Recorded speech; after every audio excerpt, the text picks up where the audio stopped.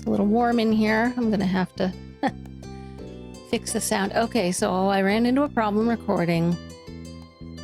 I lost 3.5 hours of footage. So I'm just gonna have to start over again at the very beginning of part 2.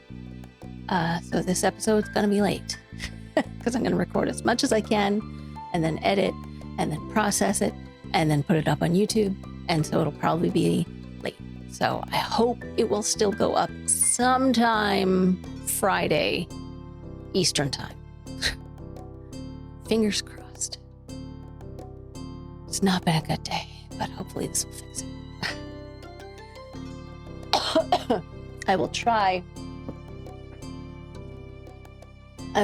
to give everything equal, if not better energy than I had yesterday. So we'll see. All right. August ended. September began. It was time to go back to school.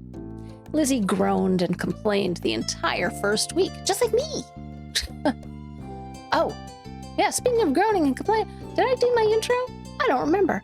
Hi, it's Mom Games Badly.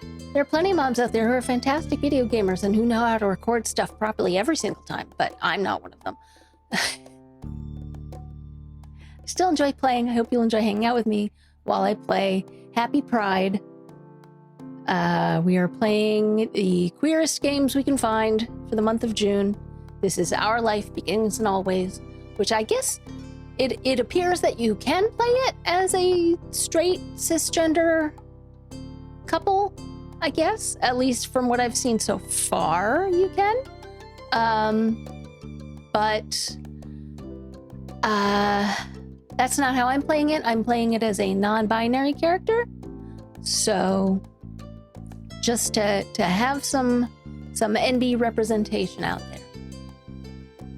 Anyway, Lizzie groaned and complained the entire first week, just like me. She hated going to classes. Still, there were interesting things to do that couldn't be done anywhere else.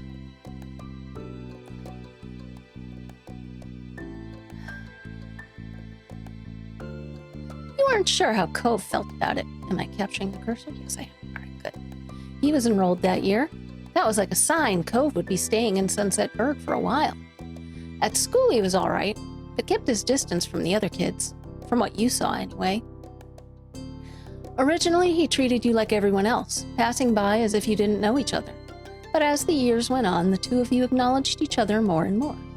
A friendship had started to grow. That year, the divorce of Cove's parents was finalized. You overheard your parents talking about it, saying Cove's dad had got full custody. At first, you worried that meant bad news. It had made Mr. Holden cry, apparently. Then you found out it meant Cove would keep living with his dad. He would only stay with his mom a few weeks of the year. Cove cried too, for different reasons, you thought. It seemed like Cove and his dad might move again, but Mr. Holden decided to stay after all. Mom asked him about it once. He had said he didn't want to uproot Cove's life a second time.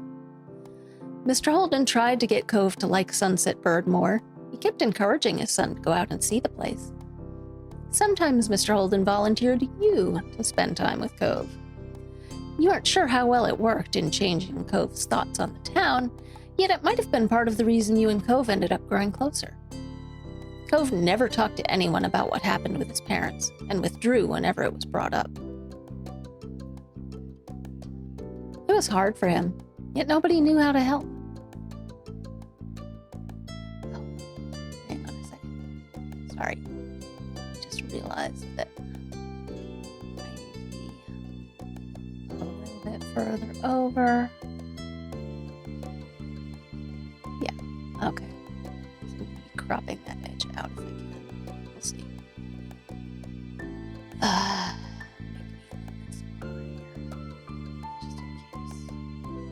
Alright. It was hard for him, yet nobody knew how to help. Eventually, Cove stopped crying on his own. You couldn't understand what had changed. Still, you worried about him. You could tell he wasn't completely happy. Maybe one day he could say out loud what he felt inside. After that, it felt like things had gone back to normal, except what was normal didn't stay the same. Years passed, and suddenly you were in middle school. You weren't a kid anymore, you were 13 years old. That officially made you a teen, even if your sister didn't agree. The toys and crayons that used to litter every free space in your room had been packed away somewhere, replaced by new hobbies. There were other changes, too. Cove's cast got taken off. It was weird to see him without it initially. Underneath the pink plaster ended up being a long, thin scar that snaked across his forearm. Cove's chest puffed out in pride when someone drew attention to it. He also went through a major growth spurt. He was the tallest student in his class for 2 years in a row. Cove will probably hold that spot again next time. Sorry, distracto. In class, people knew him for more than just being tall. He also stood out because of how well he did in gym and other athletic situations. Athletic situations just crop up from time to time. Over the years, he began opening up more too. You saw him talking amicably with other kids or neighbors from time to time.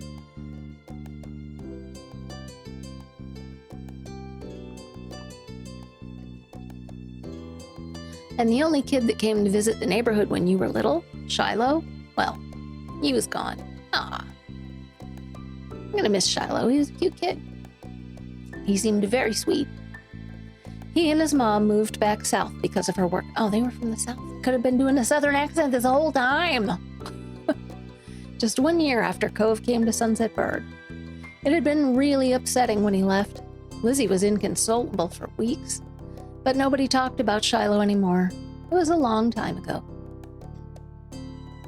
You learned some heartbreaking things became less sad the further away they were, even if they had never gotten any better. That was sad in its own way. Things at home were different too. You still lived in the same house and all that, but it wasn't how it was before. Ma dyed her hair purple, wanting something new, and liked it so much she kept dyeing it. I've had this purple hair for, it's been other colors too, but I've had this non-natural hair color for a decade now. She liked it so much she kept dyeing it. You remember calling her Mommy as a kid, but something like that seemed awkward nowadays. You were much too old for the word. Lizzie felt too mature for her nickname too. She insisted on everyone calling her Elizabeth. So you did. Your mom soon gave her permission to go places other than the playground at Shopping Street, which she took advantage of. You rarely saw her around the old neighborhood. In fact, she hardly spent time with you the way she did before. Elizabeth instead associated more and more with girls from school who were her own age. Maybe the difference between 13 and 15 was greater than the difference between 8 and 10. Yeah, pretty much. You started befriending new people yourself, like Derek Suarez. He didn't live in the neighborhood or go to the same school. What happened was, his and Cove's dad struck up a business partnership a few months ago. Since then, Derek would pop up in the area now and then. It seemed Mr. Suarez was happy to let Derek tag along to his work if Derek had the time for it. Without a doubt, everyone and everything around you had changed, in small and big ways. You had too. As time went by, though, it was easy to settle into this new normal.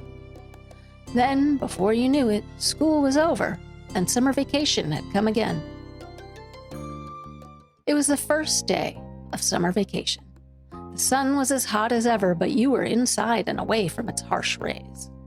To be more specific, you were snuggled up in bed, celebrating your time off by sleeping in, wide awake, about to head out to enjoy your time off. It would depend on whether or not I had plans with friends that day.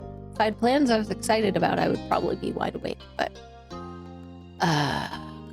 when did I start sleeping in until like 12 on during vacations?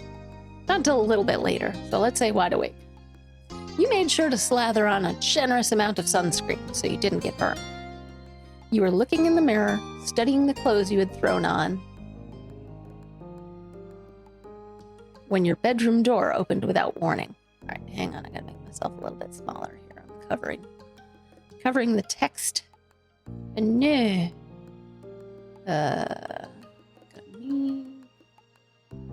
Smaller. There we go. Edge of text is right there. Oh, I'm so small. I'm so tiny. Your bedroom door opened without warning.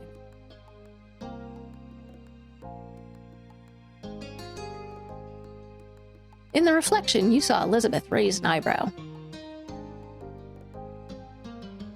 Have you been staring at yourself this whole morning?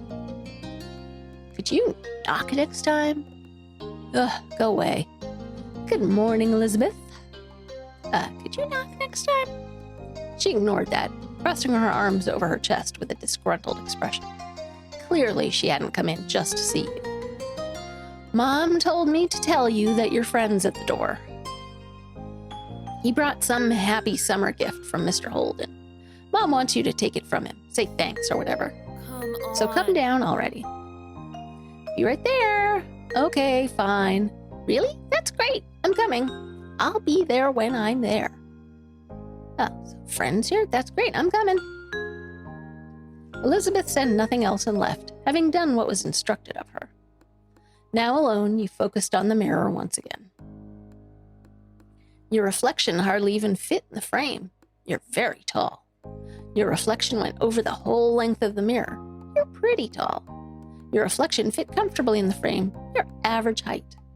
There was a lot of open real estate in the frame. You're pretty short. You had trouble getting your reflection to appear in the mounted mirror frame. You're very short. Excuse me. You know, this was the most true for me growing up, especially in other people's houses. Everybody mounted their mirrors a little too high for me, and I'd be way down at the bottom. And I fix my hair, get up on my tiptoes, that kind of thing. All right.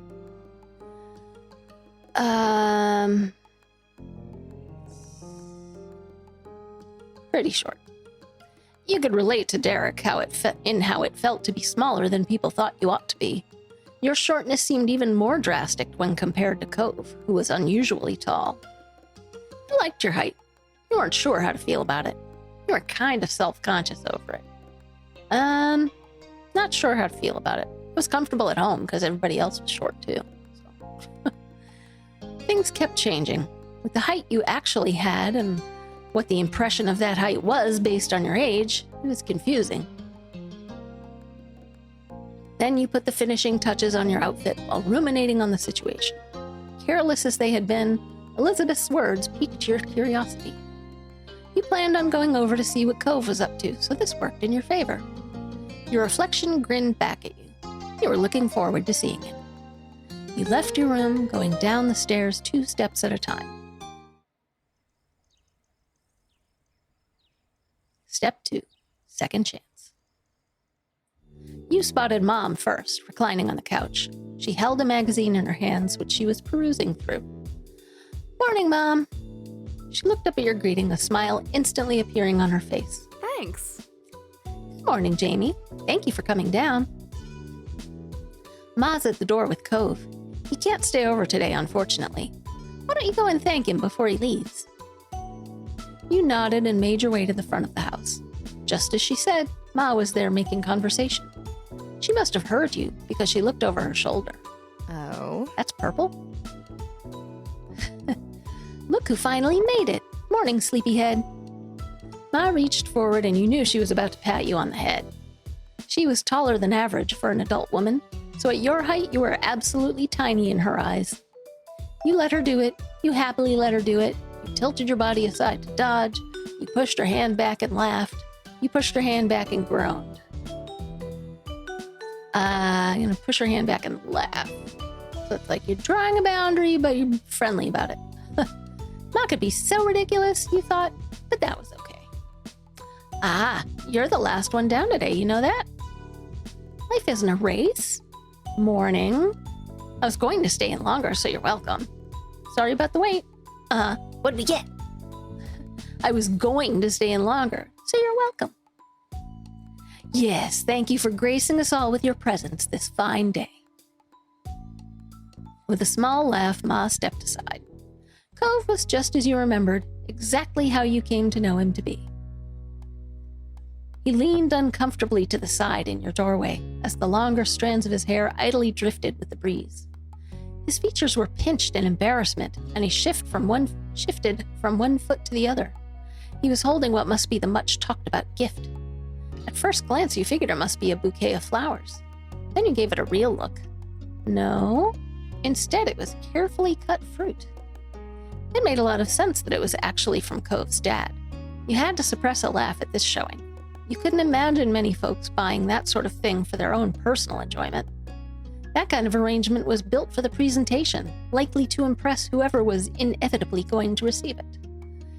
It seemed no matter how long he lived here, Mr. Holden would keep going out of his way to be neighborly. Cove would always be roped into participating. Cove smiled slightly at the sight of you. The sting of his goofy errand he was clearly embarrassed to be on eased. Hey, Jamie. You earnestly grinned back. It wasn't weird at all like it used to be when you were kids. As time passed, the two of you started to enjoy each other's company. Now you actually considered him a good friend, and not someone you were forced to be around by your families. Hey, it's really nice to see you. Yeah. Yeah, you too. And you were certain he meant that agreement. It was already shaping up to be another long summer with plenty of time for the two of you to have fun together. His awkwardness over the task started to creep back in, so Cove nudged the gift closer to you. He was ready to be relieved of it. And with that, the gift was accepted. It's a lot of words to say he handed you the flowers. Or he handed you the arrangement. I hope you and your family like this. It's a pretty good gift. I think so anyway. He smiled earnestly. Dad spent a lot of time picking out the best size and design. There were so many options to choose from. Thank you. Thanks. You are too cute sometimes. I'm gonna go with thanks. To your dad for buying it, and to you for bringing it over. It looks yummy. I'll tell him you said that. Mr. Holden's behavior really was different from any neighbor you'd ever had, though after 5 years you were used to his antics, and you'd since made up your mind on what your opinion was. He was nice. He was sort of funny. He was pretty weird. You didn't like him. He was great. He was great. And kinda handsome to boot. Is the last option always going to be like the horny option? It's sort of funny. Sometimes that could be a good thing, and other times it was a bad thing. Yes. Okay, yeah. That's about my assessment. Like trying to bribe small children into being friends with your kid. Your thoughts were quickly interrupted by a shout. There you are! You shared a confused look with Cove. As one, both of you stepped through the open door onto the neighborhood street. It didn't take long to locate the source of the noise. You spotted Derek just a few yards down the road. He ran up to you. You were happy at the sight of him. You were confused at the sight of him. You were displeased at the sight of him. Confused. Where's his dad? You hadn't expected to see Derek today, but you never really knew when he'd appear. After stopping a couple steps away, Derek hunched over to catch his breath. Then he looked up with a wide grin. Hey. Hey, guy and pal. I was just at your house, Cove, but no one was there. Should have figured you'd be at Jamie's place. Do you ever spend time in your own home, or are you always just here? Or just there? Derek laughed at his own joke. He either didn't notice that it embarrassed Cove, or the embarrassment was what he was actually laughing at. Derek turned to you. He was going to say more when his eyes widened and gasped. What's that? You followed his gaze, unsure. Then you realized what he meant. You were still holding Mr. Holden's gift. This? It's kind of like a bouquet of flowers, but made out of fruit. Nice. Nice. Can I have some? Sure, we can share. I haven't even tried any yet. It's a gift from my family. I can't give it to you. Maybe you can have some later.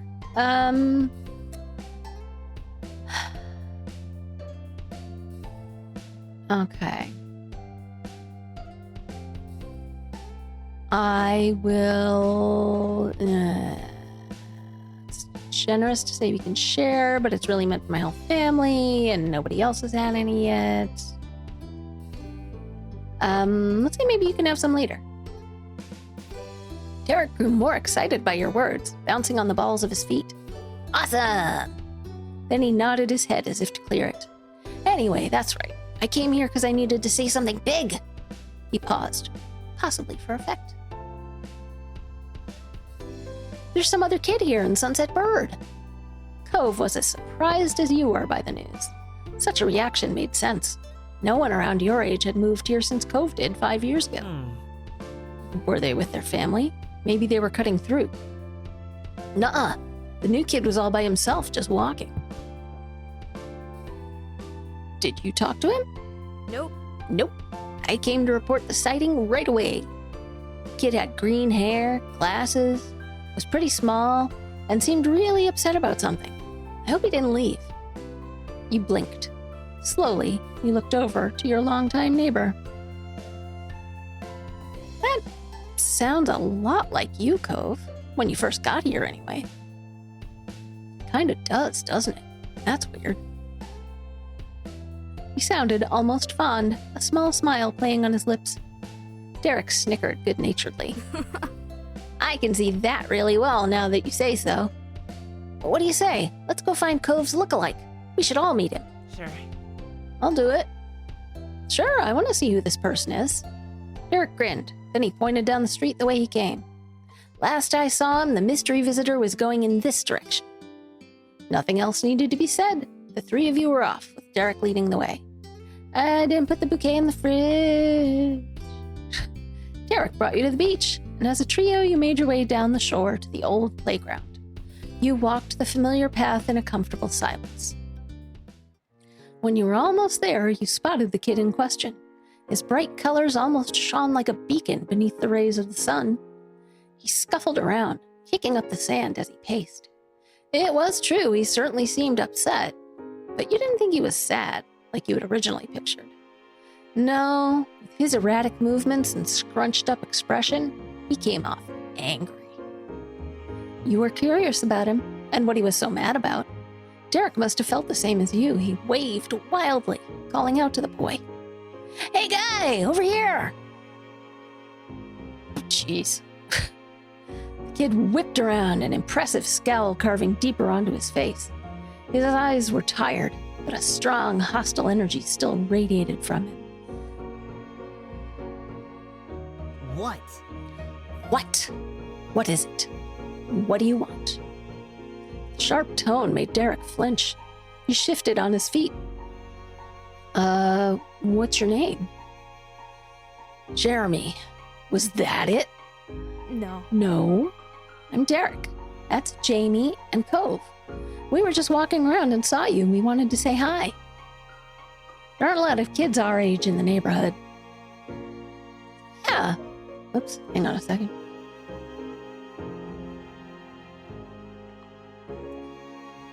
Yeah.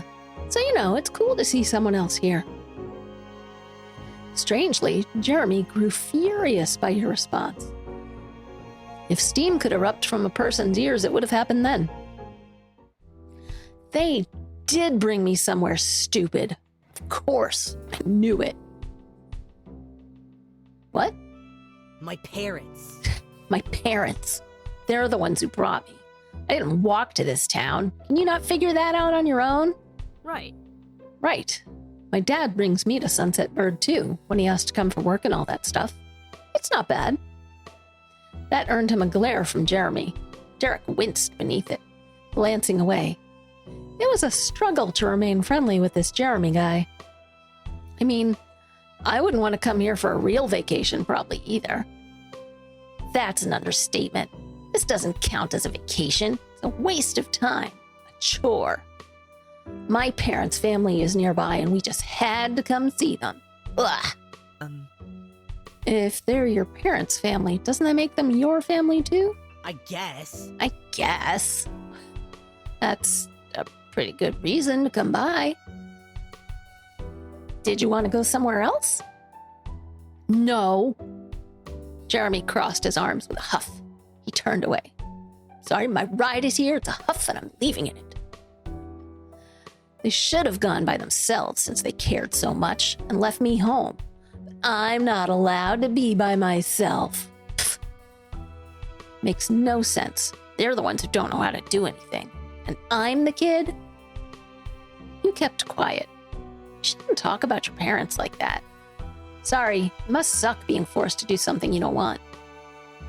We just said hello. You don't have to keep complaining at us.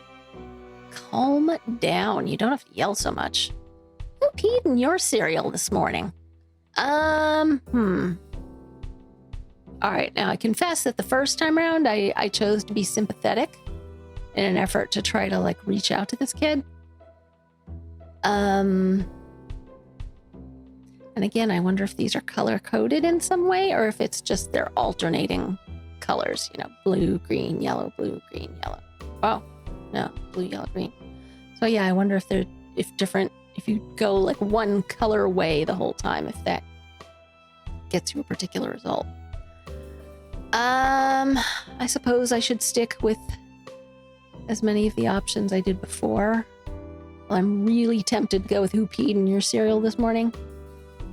But I mean, he's told us why he's, you know, unhappy. Sorry, must suck being forced to do something you don't want. As if that does anything. You turn to Cove, lowering your voice. Two of you aren't that similar after all. Jeremy must have had good hearing, though, because he caught the private exchange and scoffed. Stupid. Of course we're not similar. My eyebrows aren't stupid. Cove's cheeks flushed crimson at the insult. You couldn't be sure if it was out of embarrassment or anger. Maybe both. Come on. What? No, Cove's wavy eyebrows are so cool. How can you say that when you've got a bowl cut? Don't listen to him. They're really unique and special. Well, they are kind of silly. Apologize to Cove right now. You can't treat people like that. I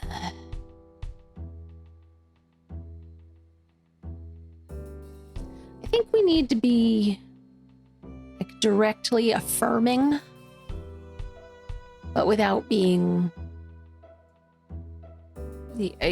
overdoing it. They're really unique and special, you know.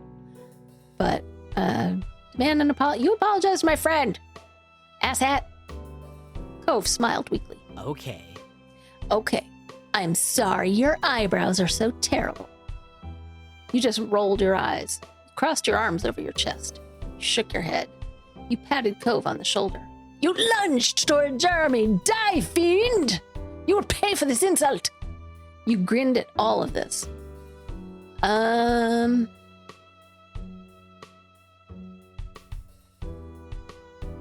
crossed my arms over my chest like, I'm waiting for you to apologize for real.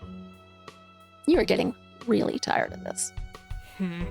Wow, what is wrong with you?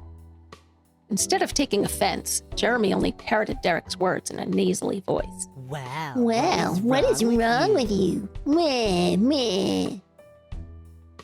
This is dumb. Jeremy stuck out his tongue and skulked away, throwing more sand everywhere as he went. You watched him go, hunched over until he became a speck in your vision. Silence reigned in his wake. The three of you tried to process what just happened. Can't believe it. What a mean kid. Derek wasn't kidding, and by the sound of those earlier complaints, the new boy Jeremy was going to be in the area for at least a little while this summer. Derek sighed in dismay, plopping onto the ground. You followed, and Cove did too shortly after. Wasn't much else to do. This sucks. This sucks. I was hoping we could meet someone fun. Hang out, maybe. He shook his head. After a moment, he slowly turned to you with a hopeful expression. But you know what would really improve the day? What? You didn't respond. Instead, he used a hand to point, right at the fruit arrangement that you were still holding. You'd completely forgotten about it during the mini-drama that unfolded. You'd gotten used to the wait. Glancing over to Cove, you noticed he was eyeing the fruit. He must want some too. I need to save it. Why not? Let's eat. I'm going to do what I did last time, which is why not? Let's eat. Derek perked up immediately at your words. I am a 13-year-old kid, after all. Come on. He reached for a skewer, hesitating slightly once he was inches away. Are you sure? Are you sure? You nodded. With an eager grin, he plucked out a prime row of fruits. Cove grabbed one for himself after him. Only you were without a skewer of your own. You took a pineapple skewer, you took a grape skewer, you took a strawberry skewer, you took a melon skewer. If I were doing this, I would go with pineapple. Grapes. I'm gonna go with pineapple. The pineapple was cut to look like a flower. It was the obvious first choice. Derek ate a pineapple skewer enthusiastically, finishing it within moments. This is amazing. It's not different than any other normal fruit. It's kind of worse. These have been out in the open with their skins off for a while. Sheesh. You know what that just reminded me of? There was this product when I was a kid, and I guess I'll go see if I can find a picture of it. There was this product called Fruit Fresh that was like this powder, this little shakeable container of powder that you could sprinkle on freshly cut fruit that was supposed to keep it from going brown quickly. And I'm not sure what was in it. I think it must have been, now that I think about it, it must have been like citric acid in powder form to help keep it fresh. Because that's what you do with, I think, like if you're cutting potatoes or apple slices, you put it in water with a little bit of lemon juice in it, and it doesn't brown, or at least it doesn't brown as quickly. But I don't know. I'll have to see. Hey, you two remember The Land Before Time? That one was a little after my time. The Don Bluth movie I grew up on was The Secret of Nim. I was 10 when that came out. It's pretty much the perfect age for it. You two remember The Land Before Time? That fruit thing makes me think of it. The dinosaurs all liked leaves that were shaped like stars. Tree stars. Yeah. Yeah. Chomping leaves looked so delicious when they did it. And there was that scene with the pretty trees and all the dinosaurs came in and picked everything off them till there was nothing. That's us right now. Awesome. I love that movie. I've never seen it. I didn't like that one. That movie's for kids. Eating leaves looks good. Should I worry about you? Do you think things taste better when they're shaped like stars? Well, I don't love it. I'm trying to think if I've seen the whole thing ever. I've seen like bits of it.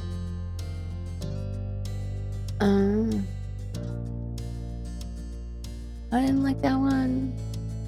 Eating leaves looks good. Should I worry about you? He snickered. No, I'm not going to do it for real. But I did pretend I was a long neck when I ate broccoli one time. The three of you continued like this for the next few minutes. Eventually, the display was barren. It looked weird when devoid of fruit.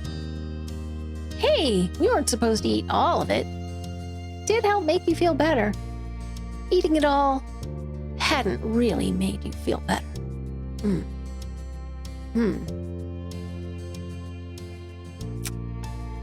Did help make you feel better. Derek was right. It was so good when you were already brightening up from the earlier drama. Hey, Jamie. Yeah? The two of you met eyes casually. That was pretty cool, what you said back at that guy. Oh, thanks. I was just saying what I thought. Derek chimed in while in high spirits. You totally owned him. I don't know what his parents say, but it's good at least somebody's around to tell him what's what. Yeah. Derek then leaned back on his arms. He contemplated the sky with a content sigh. So, are you both ready for summer break? Yeah. No. I'm not sure. Are you? How's someone supposed to be ready for a break? Are you? Well, it feels like there's a lot to plan for. And what about you, Cove? Are you ready? I think that depends. Before you could say anything else, the light atmosphere was shattered. Hey! Hey, Jamie! You glanced over your shoulder to see your sister. She strode closer and closer, appearing none too pleased. I've been looking all over for you. Ma said you and Cove ran off with the thing Mr. Holden bought for us. She leered over you with arms folded. So, where is it? Oh, you're late. It's all gone. What do you mean, gone? You moved over to the side to face her completely. She zeroed in on the bouquet in your hands, which was now populated exclusively with skewers dripping in juice and tiny flecks of leftover fruit pieces. Her mouth dropped open, and the tone of her voice rose. What? Seriously, Jamie? What were you thinking? It was supposed to be for all of us at home. She glanced at Cove, who sat beside you, and continued mockingly. Even if you did have an in with the delivery boy, this was up to Mr. Holden. Cove gave you a bent smile of support, which didn't help disprove her accusation. Sorry, Elizabeth. Get over it. Well, the morning's been kind of a disaster. We were hungry?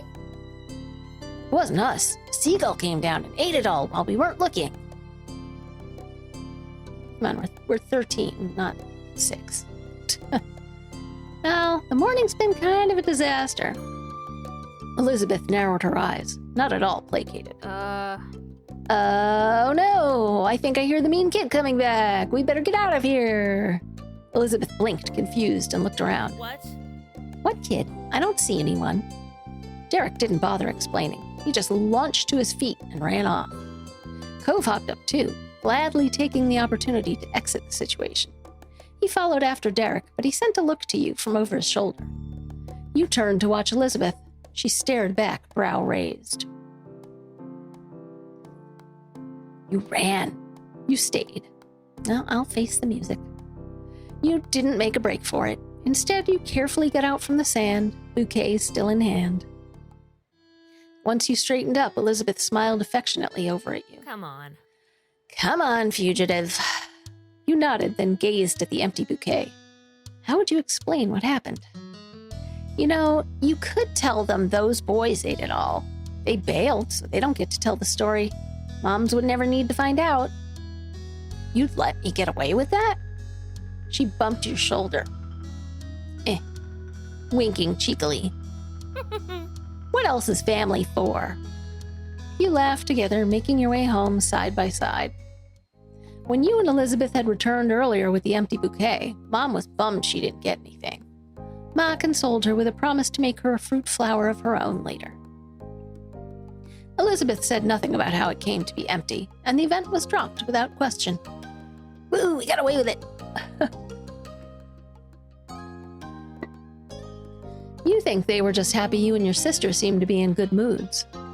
Yeah, my eldest sister and I did not always get along when we were kids, so it was really great and a little bit of the exception when we got along like super well. So we get along great now that we're older, but it wasn't until like she went to college that we actually sort of became friends and not just family, you know. You think they were just happy you and your sister seemed to be in good moods. That was a while ago now. Later that night, you found yourself seated near the kitchen counter. Your fingers drummed on the surface as you waited, your gaze trained on the phone. You were waiting on a call tonight. Oh wait, should I do the influencer thing? To do the drumming? Oh, that doesn't work as well. Yeah, I don't drum real good. At least not where each individual finger hits the table in sequence. Could also be that it's the end of the day and I'm moused out. Specifically from your cousin Leandra. You didn't want to miss it accidentally. Your uncle, aunt, and Lee used to live many hours away. Your families only saw each other a few times a year for big occasions. A while back, though, they'd moved and were closer to you than ever before. You know, hung out regularly. With school being out, you're positive she's going to want to come over a lot. The two of you were the same age and got along well. She used to be really fond of Lizzie, Elizabeth, too. But now that your sister had become allergic to interacting with her own family, it tended to be just you and Lee who spent time together. She was your only friend who was a girl. Being family helped to make you close, but you had a lot of girlfriends. Hmm.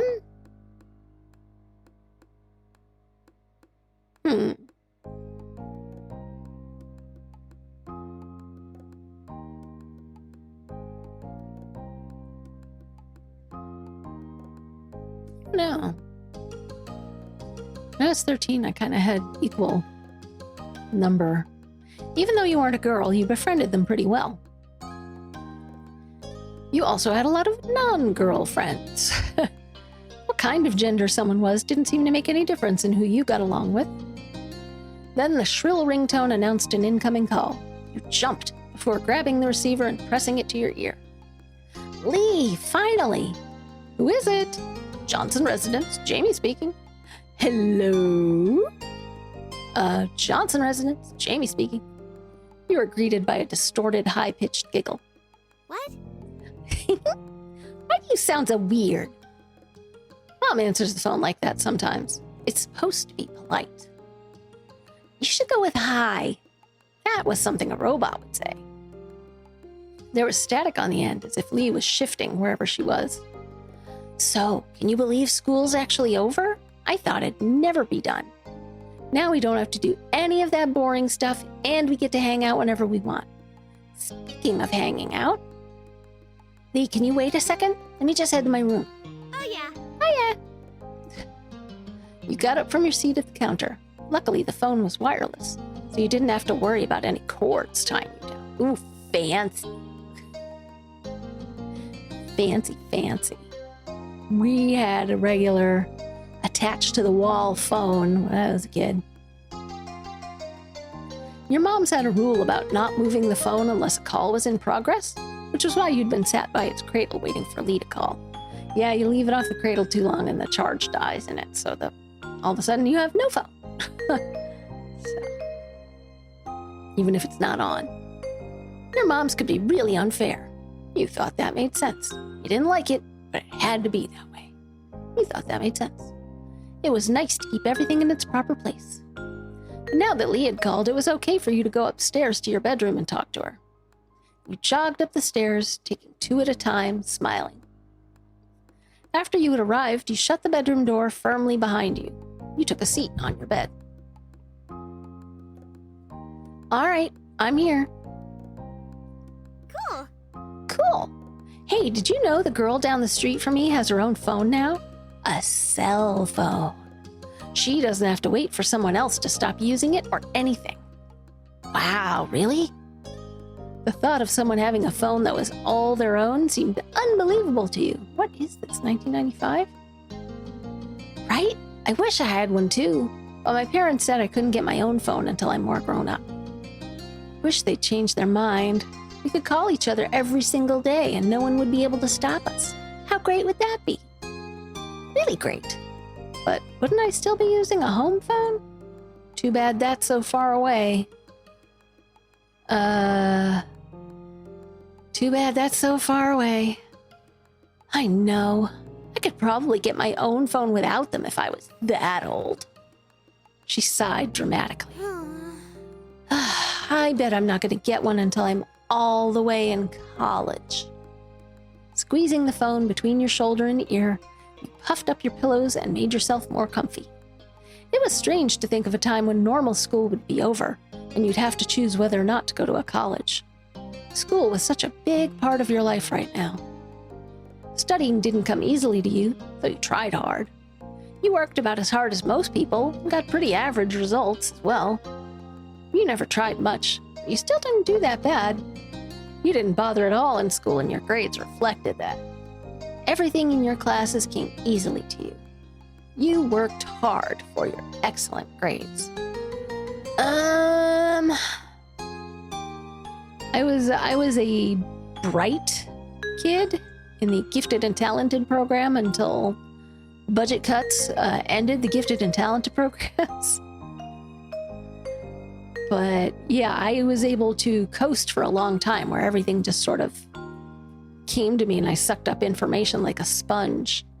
You know, like I had a hard time explaining why, like how I got math problems correct in my head. Like I didn't know how to break it down and explain how I got my answer. I just knew it was correct.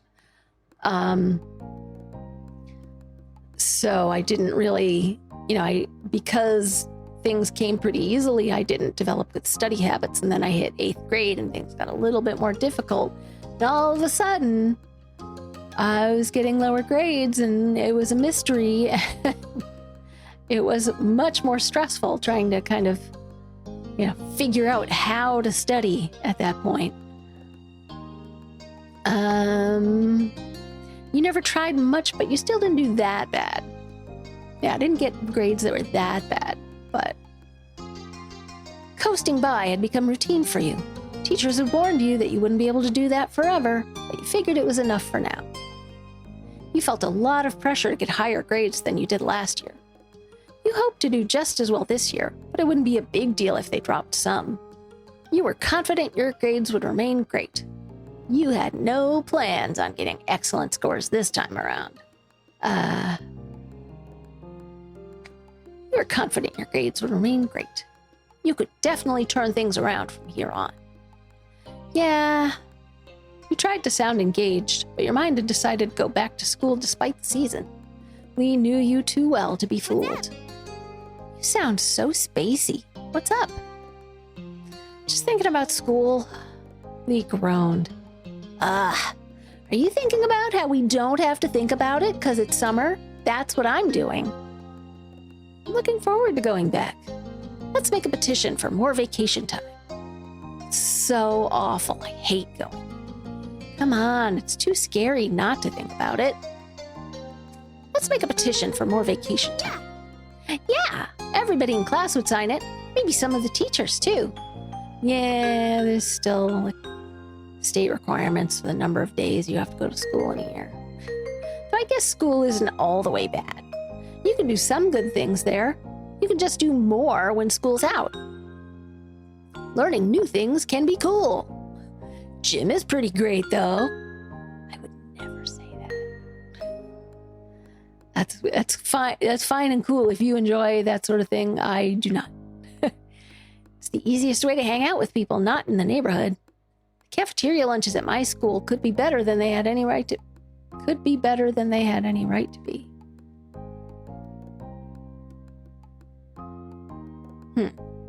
There's nothing good about my school. It's the easiest way to hang out with people not in the neighborhood. If I didn't go to school, I'd never meet anybody new. No one really comes here. Learning new things can be cool. Learning can be fun. Gym is pretty great. And learning new things can be cool. I just wish everyone did okay with how they taught the things, not just some people. I just wish everyone did okay with how they taught the things, not just some people. Me too. Me too. All right, that was all. And that's pretty much everything that's good about school. Okay, point taken. All right. Now I decree that the topic of school is officially closed. We have to talk about this summer first before we start plotting the rest of our lives. I've got some plans already. Why? I'm going to visit my cousins. You chuckled, of course. What's something you want to do? The first thing that comes to your head. I want to spend time with people. I've got some new art supplies, reading. I'm going to catch up on movies and TV. Probably I'll spend time at the beach. I don't want to do anything at all. It's a vacation. Well, if I had new art supplies, I'd be excited about those. I can't wait to try them out. I can't wait to see what you make. You leaned back in your bed, settling in as you continued chatting with your friend. Even though it hadn't been that long since you saw her, and you'd be seeing her soon, you found plenty to talk about. For one, the events of the day. You sat up straighter. I was with Cove and Derek today, and we met a new kid. Like, at your neighborhood? Mm-hmm. His parents are visiting family, so it sounds like he'll be around for a little while. I don't know how long. What was he like? Creepy, mean, weird, kind of interesting. Mean. He kept snapping when all we were trying to do was talk to him. He just kept being rude to everyone. But especially Cove. It was awful. I don't think I want to meet him. You want a boy to stay away before even meeting him? That's an unexpected twist. Your cousin was pretty popular with the boys who knew her. She seemed happy enough to have them around until they started to annoy her. Who are you to talk? Cove and Derek are always around. They're both boys, you know. That's true. That is not the same. You're not always around. I'm not the one who invites them. They show up on their own. You weren't able to say anything to that. That's not the same.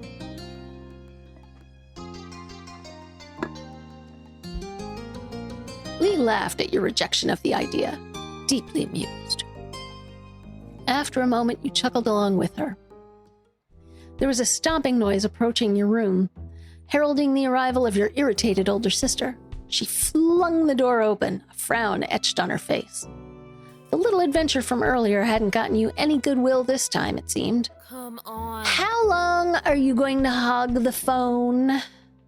Glancing at your watch, you realized that your quick call had gone on much longer than anticipated. Elizabeth held out her hand, the other one lodged on her hip.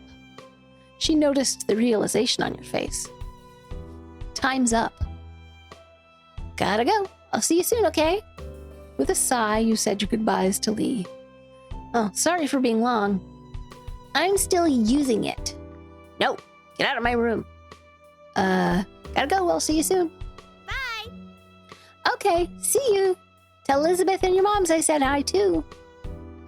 You barely pressed the end call button when Elizabeth whisked the handset from your fingers and began dialing someone new as she strode out of the room. Your ma's voice called from downstairs. Hey, has anyone seen the phone? I'm using it. With that, she shut your door behind you. Silence was left in the wake. That was one way to end your first day of summer break. Sometime later, it had gotten dark outside, and you laid in bed wide awake. Is that... Oh, okay. I thought at first that this was like a skyscraper in the background, and I'm like, I thought this was supposed to be a tourist town, but it's a church steeple with a clock face in it. You laid in bed wide awake. Your window rattled all of a sudden, startling you badly. You flinched, staring over at it with furrowed brows.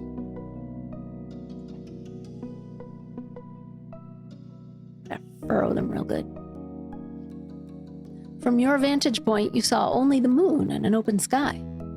You were scared, confused, annoyed, curious. Curious or confused, I guess. Confused. What had caused that noise? What could it be? Frowning, you sat up and moved closer to the window. You might as well find the reason behind the disturbance. To your utter shock, your gaze was met by a pair of familiar ocean blue eyes. Cove? You squinted. Yeah, Cove was right outside your window. Your house was very angular, and some parts stuck out further than others, so it theoretically wouldn't be hard to climb around on. Still, just because somebody could, didn't mean you expected it to ever happen. To his credit, Cove was doing fine. His feet were braced against a section of the wall that jutted out, his arms flexing with the effort to keep him upright. He easily lifted a hand and waved at you from the other side of the glass. You hurriedly opened the window. Cove climbed over the ledge, releasing a breath once he was safely inside. Hey. Hi, Jamie. What are you doing? What's up, Romeo? This sure is a surprise, but you're always welcome here. Is everything okay? What happened? You're lucky I didn't start screaming. Amazing! My dreams have come true. Come on, Jamie, don't joke. I needed to talk to you and couldn't wait until tomorrow. Oh, I didn't actually mean to click on that. If I rang the doorbell, I know your moms would have answered and they'd just make me go home. I didn't really want to explain why I was coming over anyway. I don't want to talk about it. Well, besides with you, I mean. But that's why I did that. As unexpected as this was, you were touched Cove felt like he could tell you what was wrong. I might have tried calling or something, except my dad was on the phone. Cove suddenly looked very cross. Dad, he was talking to my mom. Still is, probably. You raised your eyebrows. Cove had eavesdropped on his parents' phone conversation? You shouldn't have done that. Eavesdropping is bad. I would have done that too. You didn't comment on him eavesdropping. I would have done that too. Cove looked relieved. A small smile played on his lips. Yeah, it's hard not to spy at least a little. It was about me. Are you going to stay with your mom for a while again? Every year, Cove was sent off to live with his mom for a few weeks. When it happened, varied. Sometimes he would go during winter break, but usually he went during summer. Even though it was hard news when you found out he was leaving, and you missed seeing him those weeks, you understood. To your surprise, however, he shook his head. That's what I thought too. But no, that's not what they were saying. My dad asked my mom not to have me leave this year. He said she could come stay with us here. He waited for him to continue. He didn't. The conversation abruptly dropped off. You couldn't help but stare at Cove. There was a complicated mix of emotions on his face. Is she gonna do that? Yeah. She told him she'd come. I know she's coming soon, before school starts. Oh. You had heard Cove talk about his mom a lot over the years. He'd tell you about past memories or what happened while he was visiting her. Still, it was one thing to hear about someone and another to actually meet them. Very soon, you were going to see Cove's mom in person. You were taken aback by the news, so you could only imagine how Cove felt.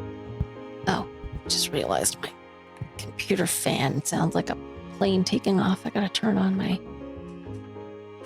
active laptop cooler. It's certainly not any louder than the fan and the air conditioning that's going on. But let me move this away from my face a little bit. Just needs to point in the right direction, and then it screens out most of the background noise. You were taken aback by the news, so you could only imagine how Cove felt.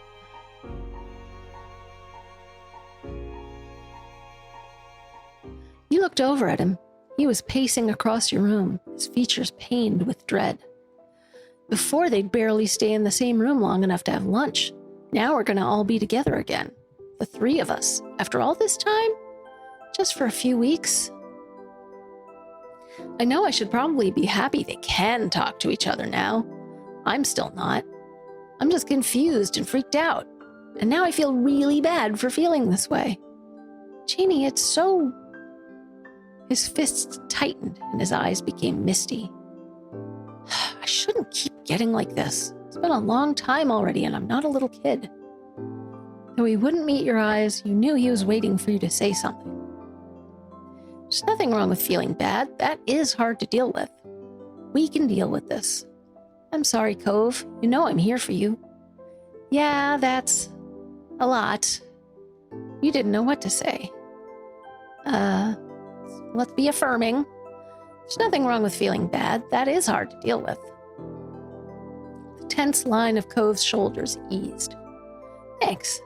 That makes me feel a little better. Like I'm not freaking out for no reason. A momentary silence fell over the two of you. You marveled at how the day started. You had woken up eager for summer vacation. But now, things seemed so crazy. The mini debacle with Mr. Holden's gift, the newest addition of the neighborhood being so rude, and as if all that wasn't enough, now Cove's mom would be living with Cove and his dad again. Your whole life was kind of like that, it seemed. Complicated and hard and different. Why couldn't things just get better with time? Jamie? The sound of your name, said quietly, pulled you from your thoughts. Cove gazed at you, concerned. Are you okay? Are you okay? Yeah, I'm okay. You meant it. Yeah, I'm okay. You didn't mean it. No, I'm not. I don't know. Who, me? I'm more worried about you. Wow, things are kind of bad for everyone, huh? I don't know. I get it. At least, I think I do. Cove grinned reassuringly. It was small and delicate, but you knew it was genuine. He had come here, conflicted and upset, only to end up worrying about you. He really was a great friend. You know, I think I don't want to talk anymore about this. He looked away, his lips thinning into a line, and rubbed at his arms. But I kind of don't want to go back home either. Could I stay a little longer, just doing something else? He appeared equal parts hopeful and vulnerable. How could you possibly turn him away? You can stay tonight, but we shouldn't make a habit of this. I've got a flashlight and some cards. Are you in? Of course. You can always stay here, Cove. Let's keep it lighthearted. I've got a flashlight and some cards. Are you in? You waggled your eyebrows, already excited by the prospect. Am I waggling? Yes. I can do independent eyebrows, and I can do both at the same time. Cove perked up at your response. Oddly enough, I can only wiggle one ear. I can only do my right ear. I can't do my left ear. I don't have the same... I don't know. It feels like I'm tightening a muscle in my scalp when I lift my ear on the right side, and it doesn't go. I feel like I'm trying on the left, and it just don't go. Cove perked up at your response, a smile appearing on his face. He immediately took a seat on your bed, not afraid to get comfortable in your room. You felt a little better at the sight somehow. You still had a lot of worries, but you were glad he was here. And not just tonight. You were glad he came into your life in the first place. That was a change you'd never want to undo. Who would have thought Cove would mean so much to you? You certainly hadn't in the beginning. You had kept your distance, and so had he. Now you considered him to be one of your closest friends. Thank you for the recap. You joined Cove on your bed, taking a seat across from him. He smiled at you again, but you could tell this time it was half-hearted. He was still easy to read. Though he didn't want to talk about his mom and dad, he must be thinking about what happened, and what's about to happen. You smiled gently at him. You put a hand on his shoulder. You patted his back. You hugged him. You took his hand in yours. You nudged him with your foot.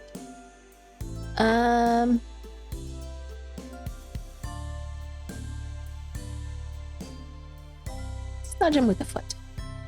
You stretched your short leg out and nudged him with the arch of your foot. You had no idea how to make him feel better, but you were trying.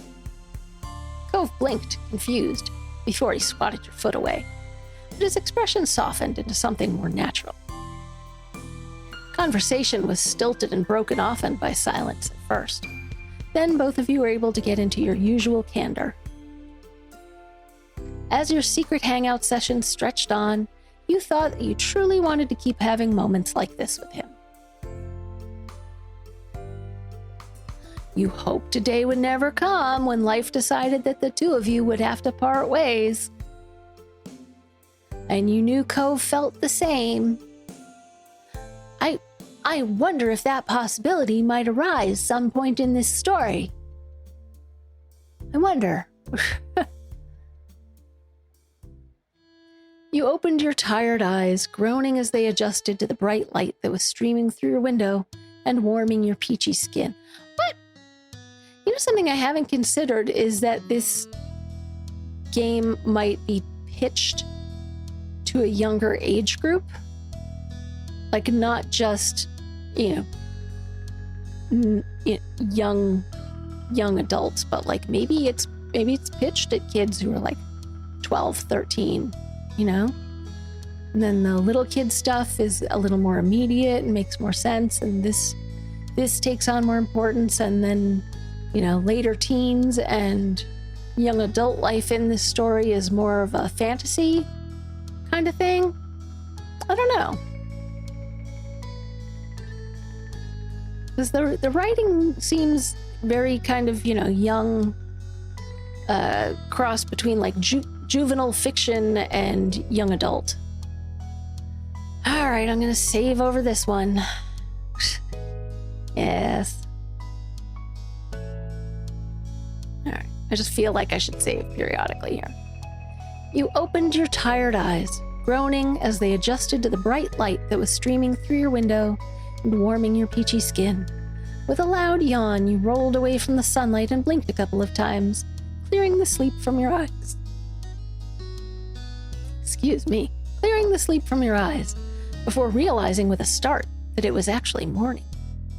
You couldn't remember even falling asleep. Cove had crept through your window during the night, and the two of you spent time together, trying not to wake your parents. You must have fallen asleep while you were hanging out. Couldn't put a finger on exactly when. You wondered how late Cove had stayed before heading home. You rubbed your face and yawned again, contemplating whether you should get out of bed and get ready for the day, or stay snuggled up for a little while longer. Until your gaze landed on an instantly recognizable mop of pale green hair, and you bolted upright and gasped in surprise. He never left. He was still there in the morning. You probably haven't. Most people younger than me may not have heard of this song called Wake Up Little Susie. It was a song by the Everly Brothers, and I think it was like early 60s. And it's about how this boy takes his girlfriend out on a date and they go to the movies. And that was back in the day where movies would just keep rolling. Like you'd buy your ticket and you could walk in the middle of a film and, catch up to where you were, and then you would, or watch from that point onward in the movie, and then just stay in your seat and watch until, when the next show started, and until you caught up to that point where you had walked in before, and then you could leave then. So you could fall asleep in a movie theater and be there for hours. There wasn't assigned seating, so nobody would poke you and say, hey, I have seat B6 for the 5 o'clock show, So they stay out way too late, way past curfew, and it's going to be a huge scandal. Huge scandal. Two young single people in the early 1960s being out unchaperoned till the wee hours of the morning. Anyway, Cove! You laughed out loud. You jumped out of bed. You froze. Cove. You'd fallen asleep while sitting on the ground and precariously leaning his head on the side of your mattress. With your shout, why are we shouting? Cove's eyes snapped open and his head slipped from its source of support. He didn't stop going down until he smacked right into the floor with a crack. Oh, the crack. That's no good. You clamped a hand over your mouth and looked down at him with wide eyes, curled up where he had landed rather ungracefully. Ow. You laughed quietly. You laughed loudly. Are you okay? You helped him up. Shh, my moms are gonna hear us. Are you okay?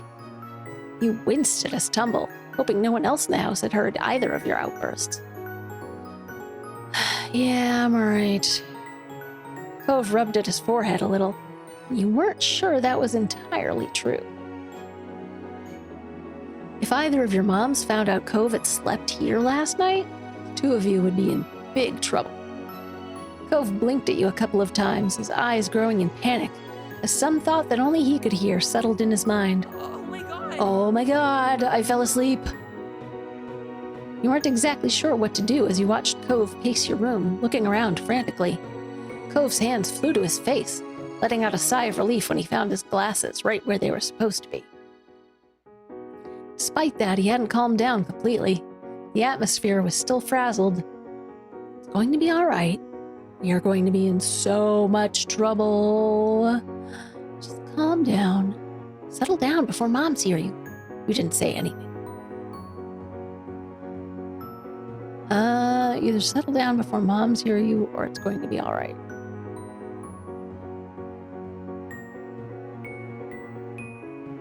It's going to be all right.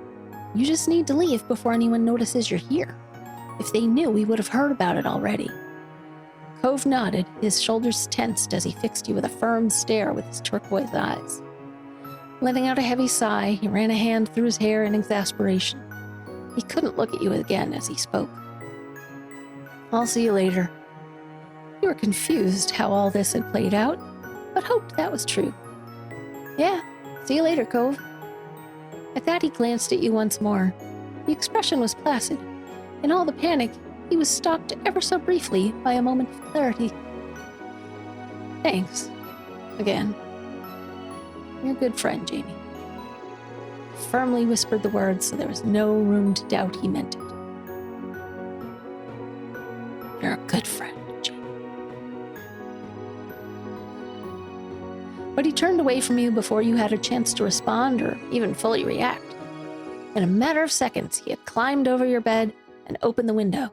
A cool breeze rolled off the ocean, fluttering through Cove's hair and filling your room with its salty scent. Cove fearlessly stepped out onto the ledge. You wished him luck. You rallied him to keep going. You suggested he sneak out the door instead. You urged him to hurry up. I'm just going to say good luck. Good luck. Don't fall off my roof. You weren't sure if he heard you or not, but he kept going along, one foot in front of the other with increasing speed, until his form disappeared out of sight. You stuck your head out the window as far as it could go to try keeping watch. He walked the full length of the ledge before jumping down to the top of the garage, then lowering himself onto the fence. From there, he finally dropped down to the ground. You threw out a thumbs up at a successful climb.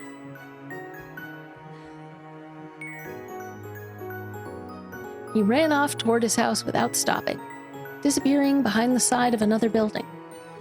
You had to admit you were pretty impressed at how doable he made that look.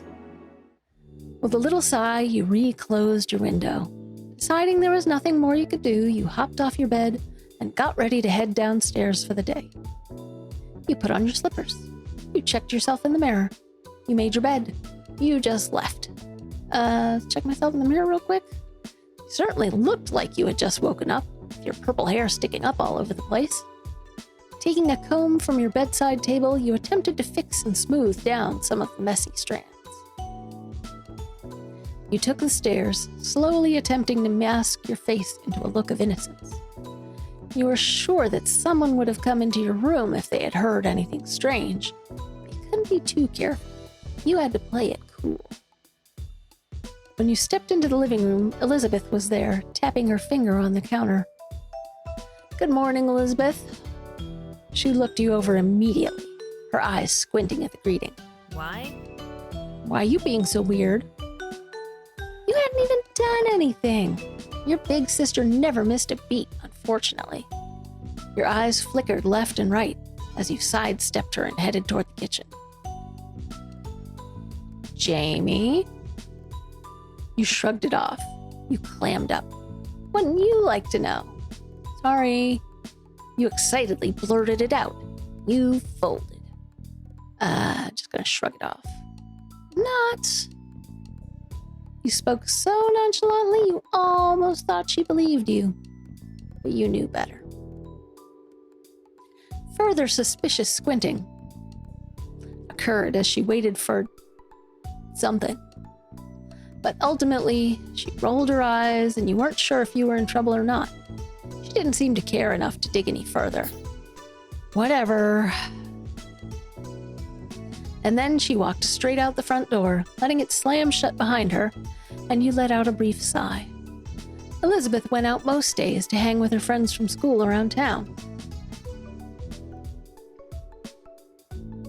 Today you were extra glad for it, though you were also grateful she hadn't left the house any sooner and risked running into Cove. It looked like you were getting away with that. Breakfast was eaten in peace and alone. Your moms were both out by the time you had gotten up. They had left you a serving of food from the breakfast they made. Hash browns, an omelet, fruit salad, and there were a few sausage links. Ugh. I don't like sausage. Texture problems for one, and two, you don't know what parts are in there. Could be almost anything. Bacon, yes. Hash browns, yes. Home fries, yes. But I like a breakfast carb myself. Pancakes, waffles, French toast, stuff like that. You took a little bit of everything. You passed on some parts because they weren't things you liked. You passed on some parts because you were trying to avoid meat. You passed on some parts because you were trying to avoid animal products. Ah, okay. So we can be a vegan or vegetarian if we want to. Or just a fussy eater. And as George Carlin once said, yeah, fussy eater. Fussy eater is a euphemism for a big pain in the ass. That was me. I'm still a fairly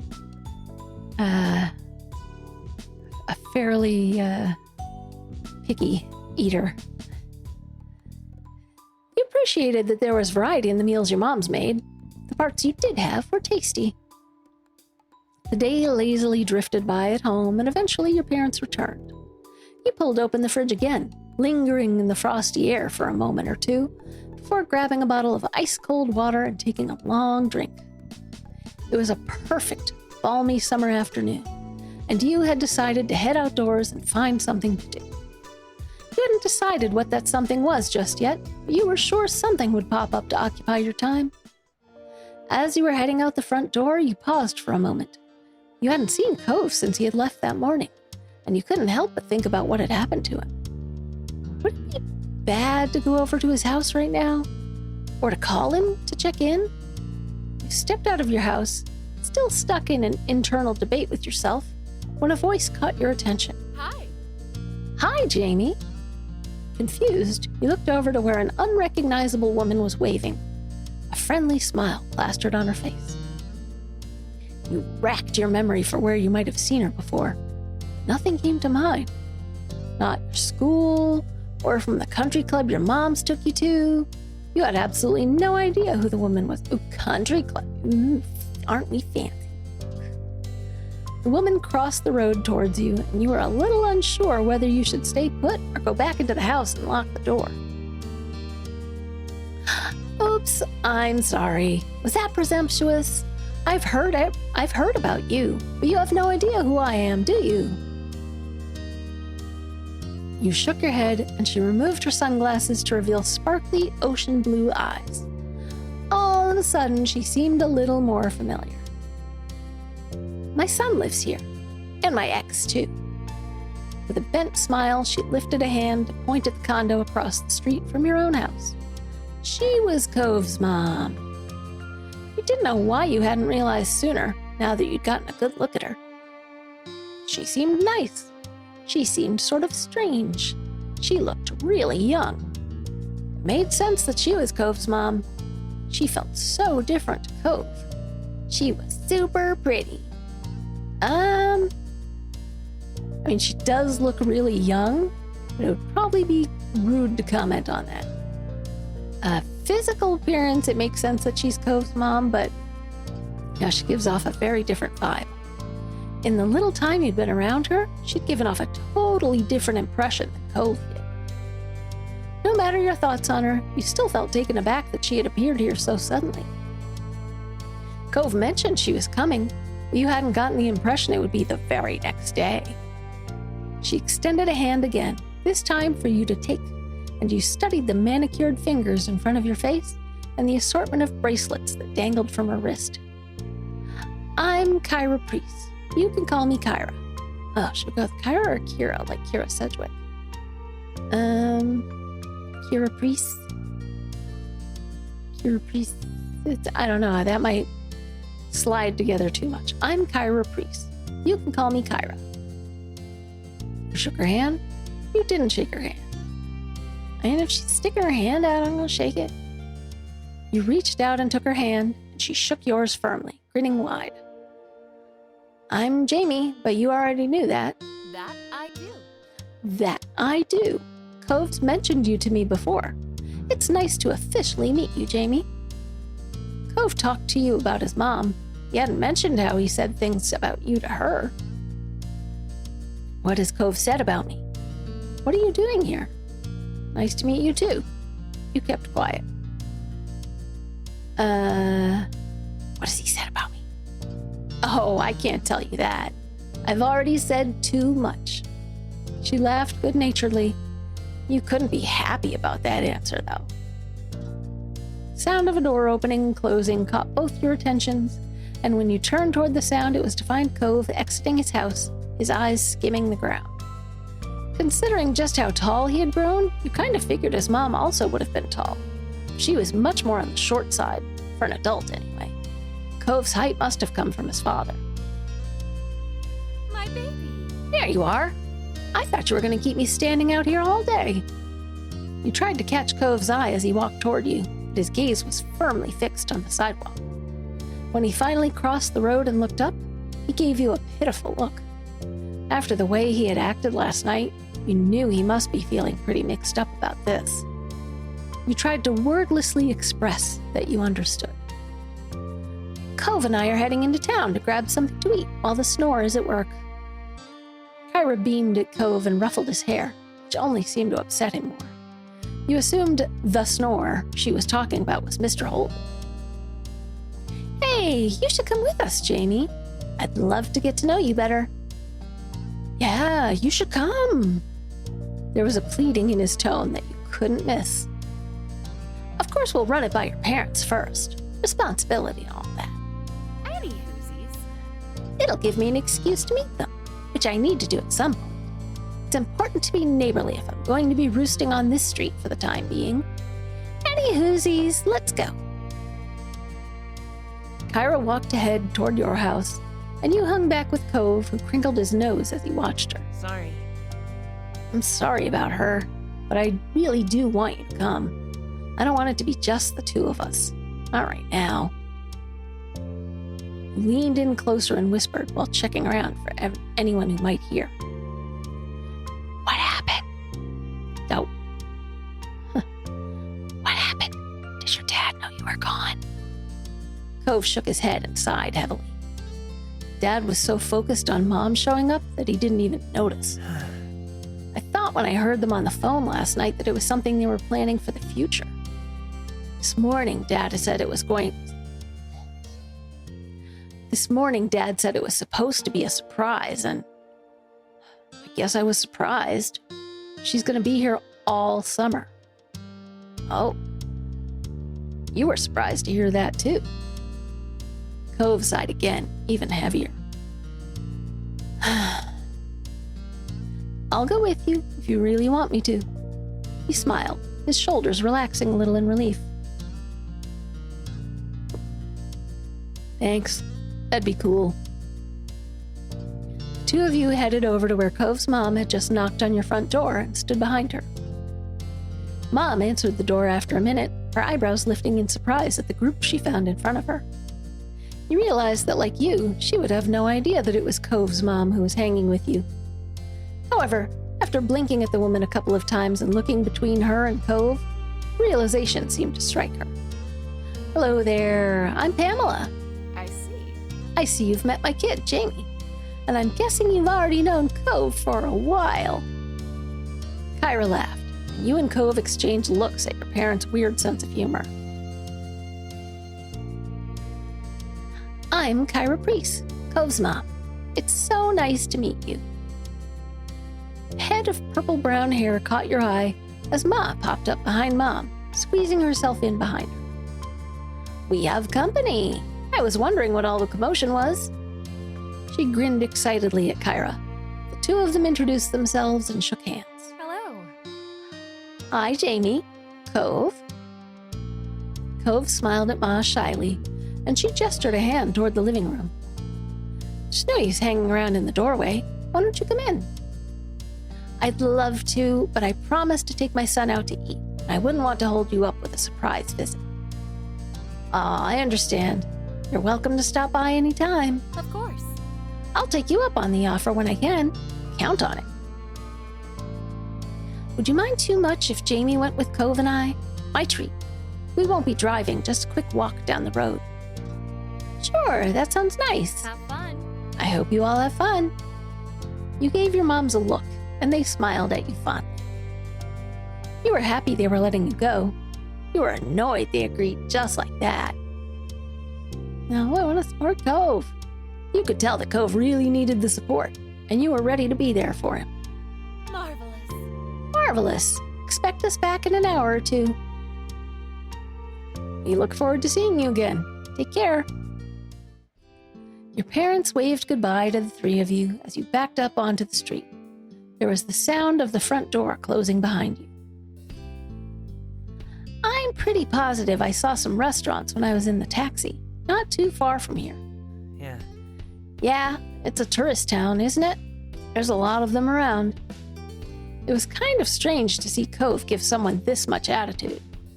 Oh, okay, so I can't go back to the previous prompt. If he wasn't in the mood to be nice, he generally just kept to himself. Kyra put her hands on her hips and smiled at her son. Well, you sound like the area expert. Do you have any recommendations for a place nearby? Not really. Kyra pouted at him a little and turned to you instead. How about you, Jamie? Want to point me in the right direction?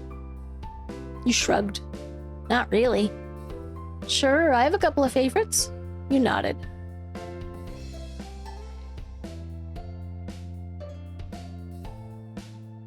Sure, I have a couple favorites.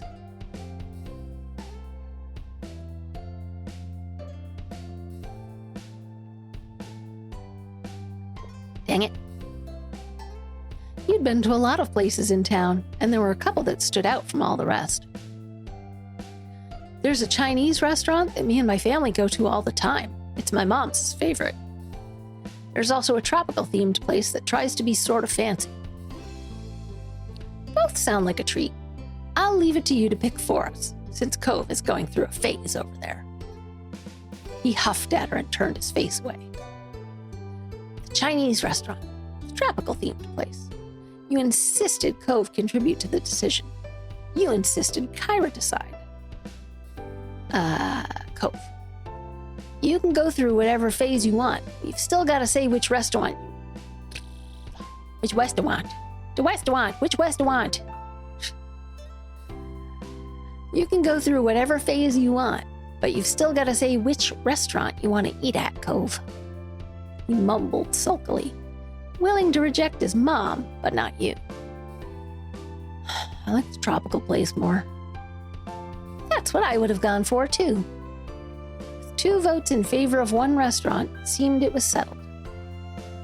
We can go there. Thank you. Thank you, Jamie. Will you show us the way? You nodded, taking the lead of your little group as Cove and his mom followed behind you. Together, the 3 of you left the neighborhood behind. The walk was about 15 minutes, and along the way, Kyra asked a lot of questions about the area. Cove was quiet most of the time, so you ended up answering her instead. Kyra explained that she lived in a large city, and she loved how peaceful and relaxing everything seemed in Sunset Bird. The restaurant was busy as usual, but luckily you were shown right to a small table. Kyra lowered herself into the chair while Cove picked the one diagonal to her. Not facing her or to her side. It was awkward. Ahem. Let's see, to start, what would you all like to drink? I'll get an orange soda. Noted. Noted. Jamie? Also, just water, milk, juice. I'll get soda too. Solitaire. Which flavor? Cola, orange, grape, lemon lime, root beer, ginger ale. It's tropical. Let's go with lemon lime. Sure.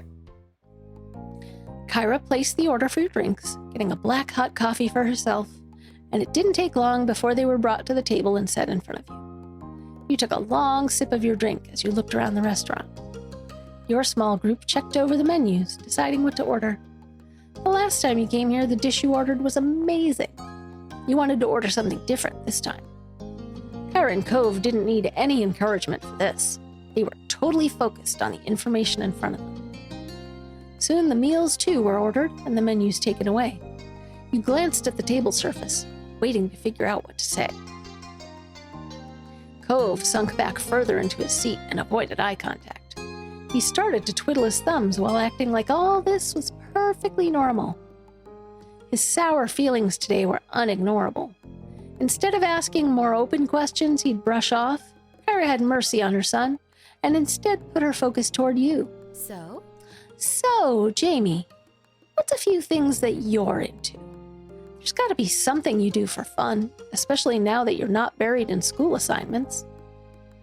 I like to read, I like to watch TV or movies. Games are fun, I like to play. I hang out with people. I go to the beach, and I'm into sports and music, and I spend time on art, and I write things, and I still spend time studying. Fashion, I'm really into Cove. Blah, blah, blah, blah. Oh my goodness. I like to read. Fiction novels, comic books, manga, magazines, nonfiction, poetry. Fiction. Me too. Nothing beats curling up with a good book. Comic books. Manga was not so big when I was a kid. Oh, just like Cove's daddy back in the day. And, games are fun. I like to play board game, video games. I don't know much about them. Maybe you could show me sometime. And spend time on art, drawing, painting, sculpting. I create digitally, visiting galleries, and drawing. I've filled out a lot of sketchbooks. And, well, let's pick one more thing and then we're done. I go to the beach, build sandcastles, swim, look for seashells, walk along the shore, go surfing, and look for seashells. I keep the best ones I find for my collection. I'm sure it's an incredible collection. Sandcastles, swim, walk along the shore, go surfing. I do not know how to surf. Swim. You must be a strong swimmer since you live so close to the ocean. I find the water a little scary, but I still like to dip my toes sometimes. All right, that's enough. And you didn't say anything else. Thanks. I'm happy to learn more about you. There's so much I hadn't heard. Cove leaves the details out. He was trying not to pay attention, but you could tell he was uncomfortable. Hoping it'd clear some of the tension in the air, you decided to ask Kyra a few questions of your own. Cove hadn't told you much about her, and you were curious to know more about this woman who was such a big part of his life. What exactly do you do for work? I'm a travel writer for magazines and things. I keep people in the loop on what's worth seeing. It's good work. Wow. What do you like to do? Where do you live normally? Are you in a new relationship now?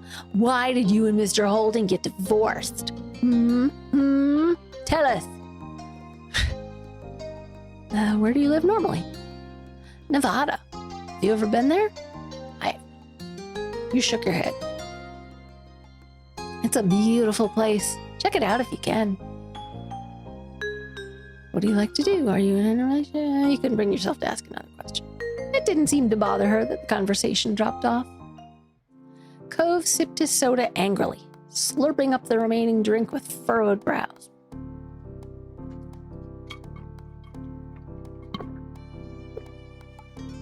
He looked ready to run straight out of the restaurant. You weren't sure if coming along ended up making the lunch better or worse. You made a silly face at him. You smiled at him. You gave him a sympathetic look. You flicked his straw wrapper at him. You left him alone. Sympathetic look? Cove eventually noticed you were watching him, and you gave him a look to let him know you were there for him. It took a couple of moments, but finally he cracked a smile, and that made you feel a little lighter inside. Very cute. You two seem really cute together. Cove covered his face with his hands and leaned back in his seat. Seriously? Ugh, Mom, why would you say that? You felt bothered too. You blushed. Thanks, we are cute. You just laughed.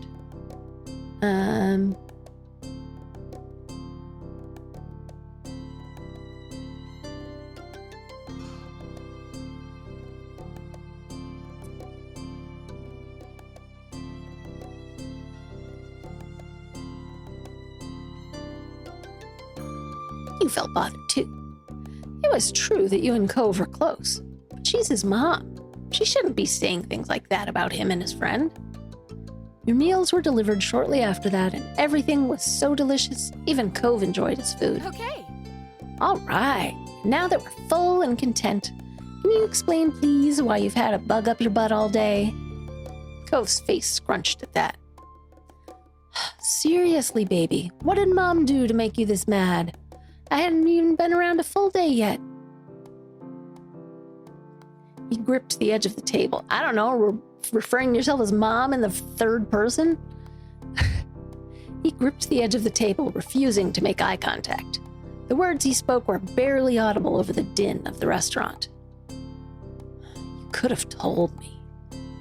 She leaned forward to not miss anything else, eyebrows raised. Or it would be more like, Told you what? He finally seemed to find his voice and spoke the thoughts that had been on his mind. That I wasn't going to visit you this year, that you were going to be coming instead. Didn't you invite me?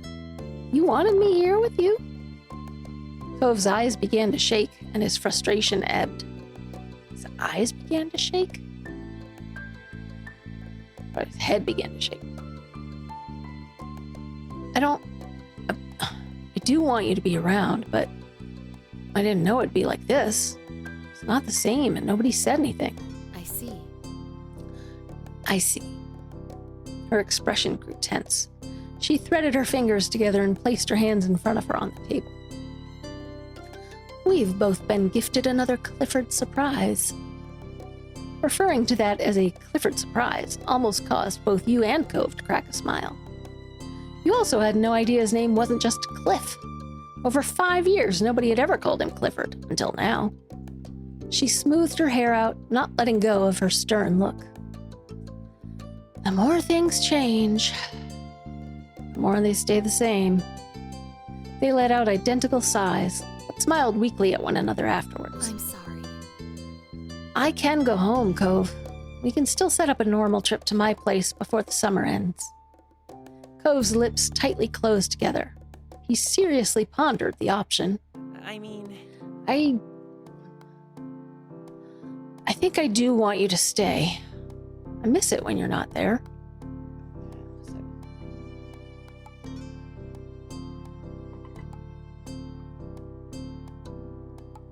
My heart! She reached across the gap, grabbed his face, planted a kiss on his cheek. Cove tried to wiggle away. Mom, stop! I'm sorry. Sweet young men need to be smooched by their parents. If I don't, they'll take away my mom license. Kyra was completely enthused by Cove's admission, though a tone of seriousness did return to her voice when the conversation continued. Do you want to talk to your dad, too? No. Cove had snapped the word instantly, but reeled his annoyance back in just as quickly. Maybe later. Not today. It's all right. I understand. We can shelve it.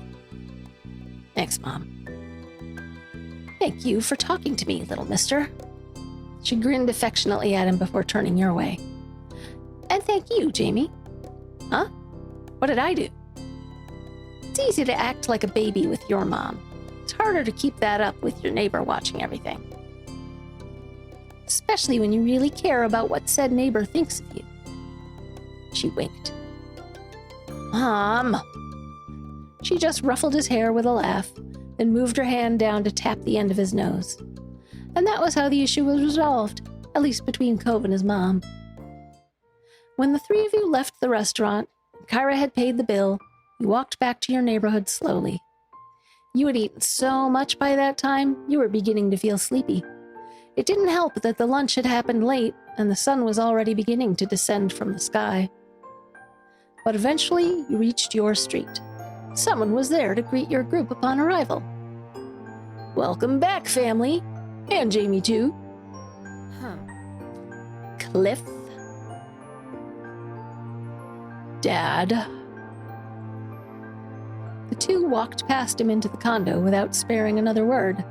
Despite the summer heat, their shoulders were cold. Uh-oh, I'm in trouble. He rubbed the back of his neck with a crooked smile, but his eyes were soft as he looked on after them. He's so much like his mom, don't you think? You gave a vague nod, not sure what he was expecting you to do. He nodded back, far more energetically. Okay, have a nice night, Jamie. You too, Mr. Holden. With that, Cove's dad disappeared to join the others inside. It was your turn to go home now. Summer hadn't started off at all how you imagined it would have, though it turned out to set the tone well. Having Kyra in the neighborhood was a new experience for not only you and Cove, but also both your families, and a dull moment was rarely had. Okay, so this was a much longer prelude than there was to the first part. I've been recording for an hour and 40 minutes, and we haven't even gotten to any of the 5 moments for step 2 of our relationship with Cove. So I'm gonna run get some more water. I will record 1 step, and then I'm gonna have to stop and edit what I've got so that I can hopefully get a video up tomorrow. So, because it's like 10 minutes to midnight already right now. So I'm going to be up late editing as it is. I will be right back. Oh, let me save real quick.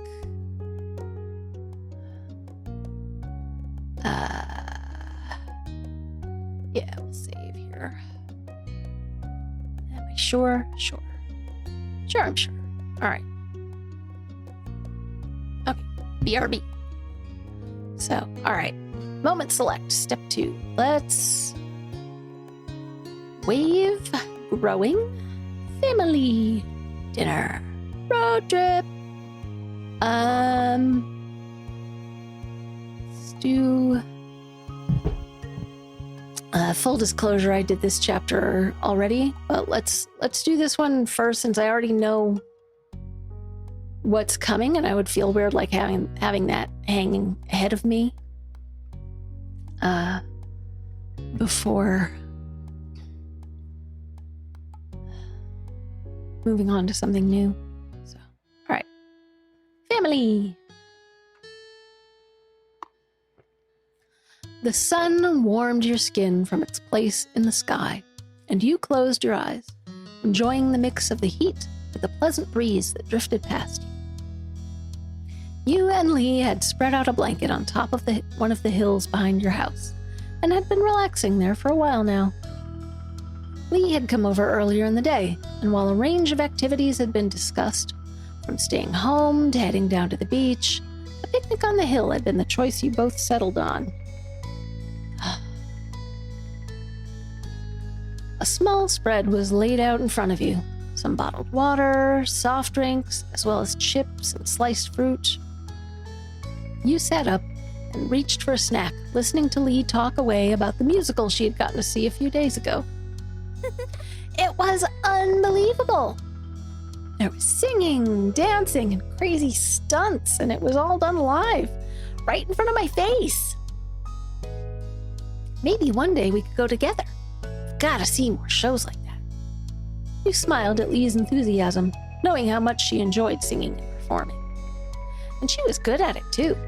You had gotten the chance to hear her sing a couple of tunes, and you knew that she put a lot of effort into it. You also liked to sing, but you weren't very good. You also liked to sing, and had talent of your own. You didn't like to sing, but you had been told you were good at it. You weren't good at singing, and that suited you fine. I can see. It was nice the two of you could share that interest. I wonder if maybe we could put on our own show? Think of how fun it'd be. We could perform for our parents and ask our friends and some other people to come and watch too. It'd totally work. Wow, that's a nightmare. I would never want to do it. Yes, let's do it. I don't know about that. The idea gave you stage fright. Sure, I'll give it a go. That's not a good idea. It'd be embarrassing. I don't know about that. Wouldn't showing off to everybody be fun? The thought of an audience made you feel queasy. Not really? Are you sure? Are you really super sure? You have so many skills you could show off to the masses. Okay, I'll do it. I really don't want to. I'd rather do something else. I'll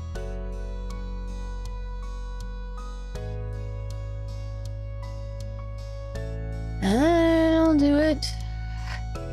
You could see that Lee was really excited about the idea, so with a small nod of your head, you agreed to go along with it. She owes us one.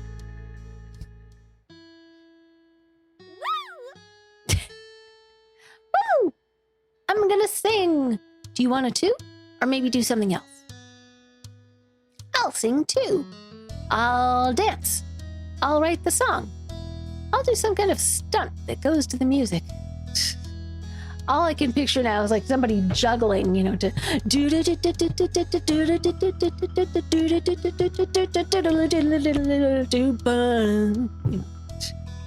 forget what that's called. It's something like I want to say typewriter symphony or something. I'll have to look it up. I'm not sure how I'll look it up. I'm sure there's got to be an app, right, where you sing to it and it tells you what the song is. Of course I can't juggle either, so I'll pick the outfits. I'll do the makeup.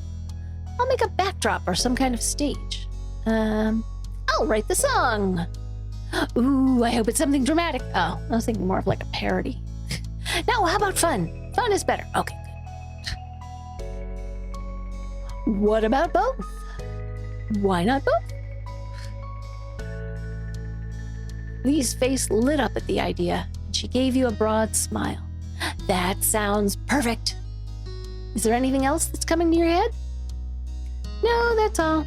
One more thing. Bunny ears. No. No, that's it.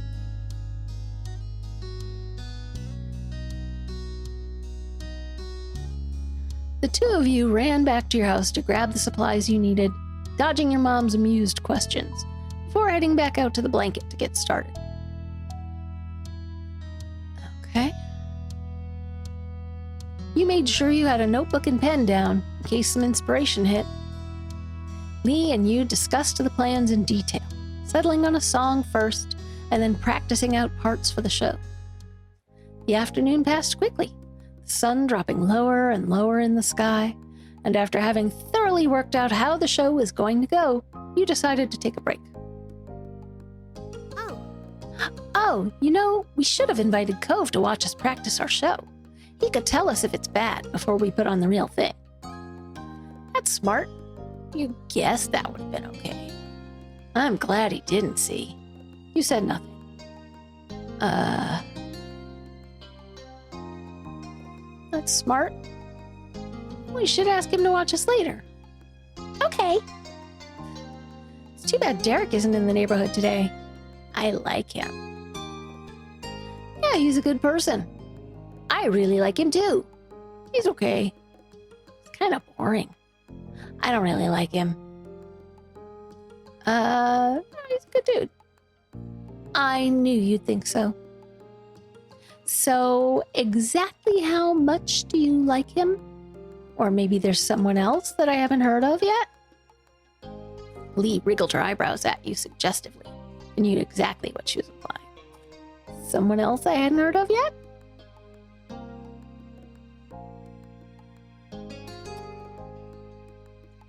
Oh, dang it.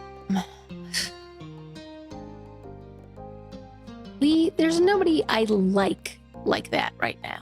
I can't answer that. I have a crush, yeah. I don't know if we've...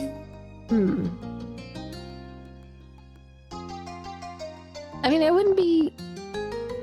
In the current situation, I wouldn't be saying, I can't answer that. You're like, can't answer that. Like, I don't know.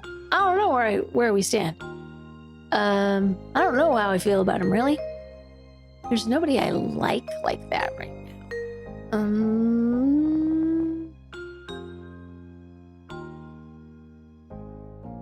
I think we're on that sort of basis. Lee huffed in disappointment, pursing her lips together. Darn. You promised to tell me if that changes, right? I'll do it for you. I'll tell. No, that'd be a secret. Maybe. Yeah, all right, I'll let you know. It's a deal then. Yeah. Speaking of crushes, is one boy I think is pretty cute. I thought it was Derek. You leaned back on your elbows and listened as Lee talked about her crush, all in great detail. It was nice to have her telling you a little gossip for once, rather than always trying to get it out of you. Finally, you both decided to pack everything up and head back home for the evening.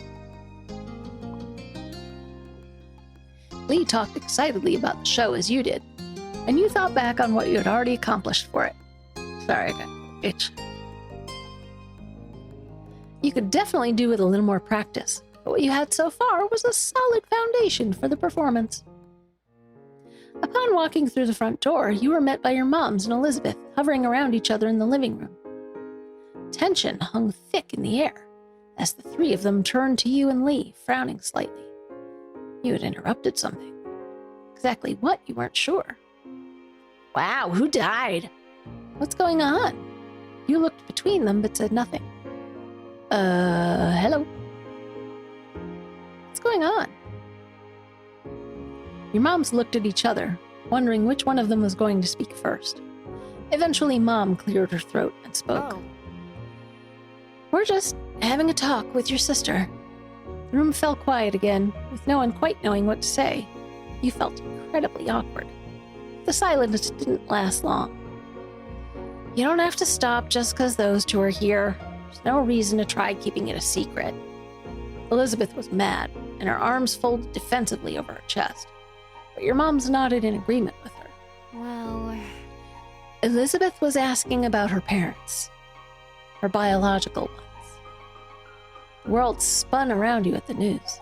You couldn't understand. Why was this happening now? When you glanced at Lee, she shuffled her feet uncomfortably, as though she didn't know if she should be there or not anymore. You didn't know either. Your moms had always been open and honest about the fact that neither of them had given birth to you or your sister, but the details hadn't been fully explained before. Yeah, I kind of assumed that,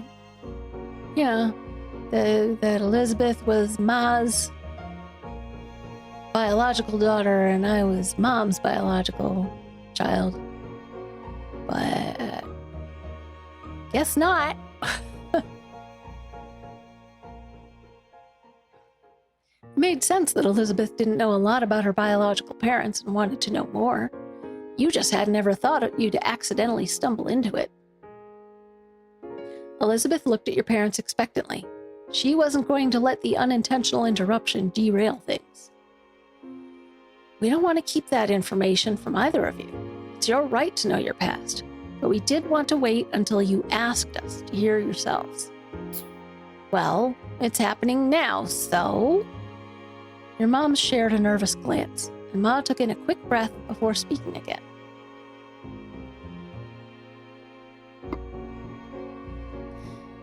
I adopted you from the Philippines when you were just a baby. Elizabeth dropped her arms, her eyebrows shooting upwards in surprise. Wait, I wasn't born here? no. No, you weren't. You could clearly see that your sister was appalled by this information. You struggled even more with what to do or how to react. Am I going to have to pass some tests to even be a citizen? No. No, you were adopted into the country. We took care of things. You're already a citizen. You have nothing to worry about.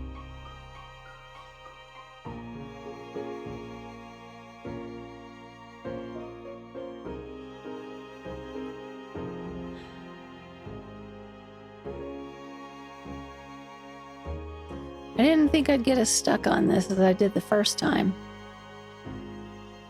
But I'm living in the United States right now. It is not a good environment for anyone who has ever immigrated into the country right now, whether or not they've become a naturalized citizen.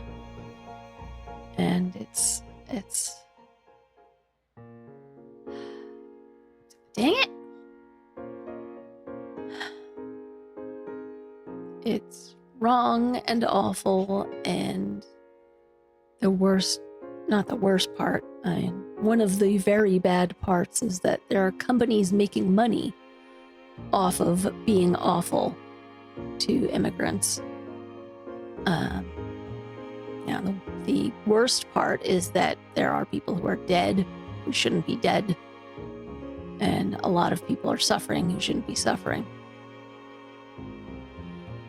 So, anyway, I was not expecting that from this game. I was not expecting to be tripping over that in this game. So, it's a stark reminder.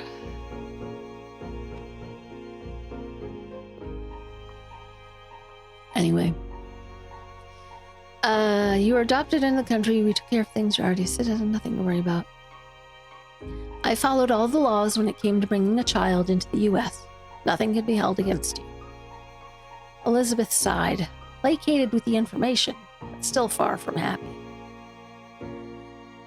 Who were my parents as people?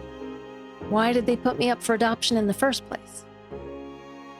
Ma softly put her hands over Elizabeth's shoulder, trying to provide some support before she gave her the answer. I'm so sorry. I'm so sorry, sweetie. Parents were reported to have died. They didn't go into details on the specifics of how, but you were an orphan. I wish we had better news for you, Elizabeth. Elizabeth was torn between emotions. Her eyes filled with tears as she threw her hands in the air, settling on enraged. Great. So I can never meet them, even if I wanted to. Not that I could have anyway, since they lived in another part of the world when they were still alive. Elizabeth turned her back on you and your moms and stormed off, sprinting up the stairs and to her room before anyone could stop her. I have to go and talk to her. Ma immediately started to follow her, but Mom gently held her by the arm and shook her head. We should give her a little space to process it all. Your ma's head hung low, but she stopped walking. With Elizabeth now gone, the two of them seemed to remember you and Lee were still standing awkwardly off to the side. Sorry you had to see all that. It's not how I expected it would have happened when the time came. But since it's the topic of the day, Jamie, is there anything you'd like to ask? You deserve to know, after all. Lee patted your back and gave you a supportive look. I want to know. No, I don't want to hear. Not right now. You couldn't even answer. I don't know. Your parents both nodded in sync to your reply, ready to talk.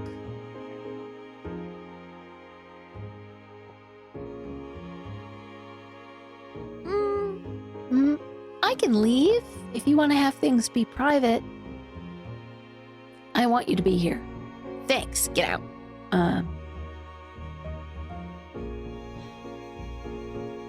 I don't know. She's our cousin. You know, she's relative. No, I want you to be here. Have some support. I can do that. She's a good friend. Lee shifted a little closer to you in support, and you were glad to have her there with you. Made you feel a little stronger somehow. Turn to face your parents again, preparing yourself for what they were about to tell you. Ma was the first to speak, her voice quivering with emotion. You were adopted as a baby, but 2 years after Elizabeth. We used a different organization that time, and you were adopted within the U.S. We're sorry to tell you, Jamie, your parents had also passed away, and no other family member took you in, if there were any. That's why we wanted to wait until you asked. We didn't want to suddenly drop that in your lap. We wanted you to be prepared. I'm sorry. We're sorry, Jamie. Lee gave you a reassuring squeeze on the arm to show she was there for you. Thank you for telling me. Okay. You said nothing. Not your fault. You didn't kill them, right? You started to cry. You were so angry.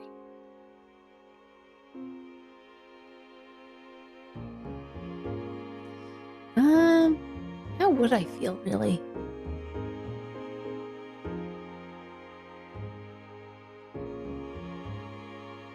What would I be angry about? I mean, that I wouldn't get to meet them? If I haven't asked about them all the way to age 13, I don't think it's gonna be that... I'm not gonna be that angry. I don't think. Thank you for telling me.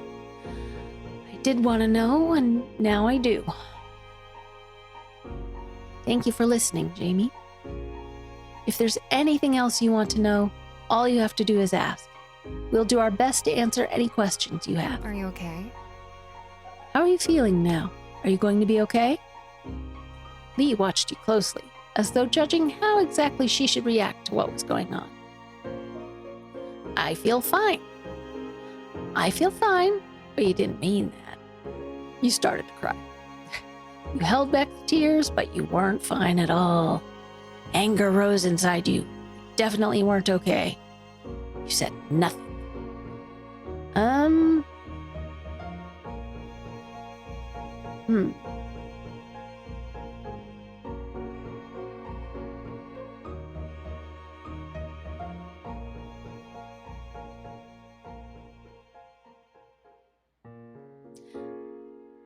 I guess you held back the tears, but you weren't fine. I'm not okay. We're sorry, Jamie. Your moms looked just as sad as you felt. No one seemed to have any words after that. You went up to your room. You needed to stay here with your moms. You wanted to get out of the house. You wanted to see Elizabeth. Let's go try to see Elizabeth? The one person you knew who would understand what you were going through was Elizabeth. She was going through the exact same thing as you, and had seemed just as upset. You headed over to the stairs and up to her room. You asked Lee to go with you. You left Lee in the living room. I think it should probably be just me. Let's leave Lee in the living room. It would be best to speak to Elizabeth alone. There's more chance of her opening up to you that way. That's also true. Waiting in front of your sister's door, you raised a hand to knock on it. There was no answer for a good minute or two, and when you jiggled the handle, you found it was locked. Raising your hand again, you knocked, louder this time, thinking she must have her headphones on and so couldn't hear you. When she didn't answer the door a second time, it was clear to you that she either still couldn't hear or was just straight up ignoring you. It hurt to be shut out, especially right now. You went up to your room. When safely behind your closed bedroom door, you let out a heavy breath before heading over to take a seat on your bed. You lay back down on your bed and stared up at the ceiling, tracing the outlines of the old crack and lines up there with your eyes. You had no idea what to do now, so you stayed where you were for a while, thinking everything through. Eventually, the sun finished setting, casting long shadows on your bedroom walls until the outside was enveloped by the dark of night completely. A sudden knock drew your attention, causing you to sit up straight. When you realized it wasn't coming from the door, but the window, your head snapped towards it. You didn't even have to question who it was. There was only one person who would come tapping at your window, especially at night. You moved closer and looked out, sure enough seeing the familiar head of green hair on the other side of the glass. In only a moment, you had the window unlatched and opened for him to enter. Cove pulled himself in through the window with ease, standing straight in your room and dusting himself off. Cove, what are you doing here? When he saw you, he seemed worried, and he ran a hand through his hair before speaking. I came to the front door. I wanted to just come by. But your moms told me they didn't know if you should be bothered right now, that I should come back later. I know they wouldn't have said it, like if you were working on some school stuff or whatever. So I got worried. I thought something bad happened. And then you climbed up the side of my house? He smiled, feeling unrepentant for disregarding your mom's ruling. I mean... How else was I supposed to get in? You couldn't quite believe he had really shown up for you like this. Then again, you shouldn't have been surprised. He was always there for you. Are you okay? Well, what happened? Cove pulled your desk chair next to your bed and sat down, his long legs bent in front of him. You fidgeted a little with your bed covers, not quite knowing what to say, but he was willing to wait. There's a lot going on right now. It's nothing. You didn't speak to him. Thank you for coming. I'm glad you're here. My parents are dead. Dead, I tell you.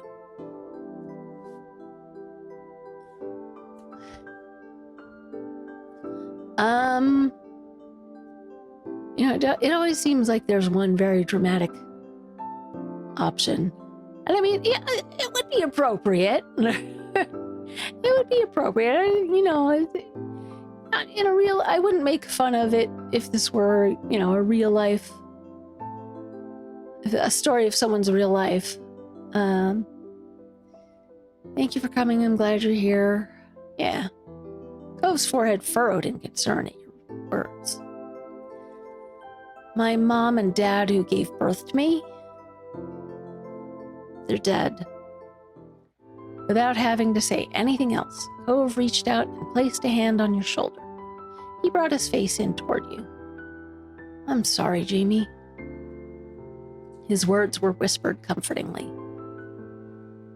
You don't have to do this. I'm okay. You closed the distance and hugged him. You started to cry. You took a step back from him. Oh, hug. Need hug. Feel sad. Need hug. You stepped forward and slipped your arms around him, needing the reassurance. He returned the embrace easily. Can you explain everything to me? You nodded softly before taking in a heavy breath and launching into the story. Cove sat quietly and listened attentively, nodding every now and then, or taking in a sharp inhale. Silence settled between you as Cove sat quietly for a moment, contemplating everything you had said. When he finally spoke, his voice was quiet, drifting through the night toward you. Jamie. I'm so sorry. I'm really sorry about what happened to your parents. So sorry. He stopped suddenly and took in a deep, shaky breath, and you got the impression he was struggling with what was right to say. I'm sad I'll never get to know them. I feel bad that I don't feel worse about it. I'm just so mad. You shrugged your shoulders, not knowing how to feel.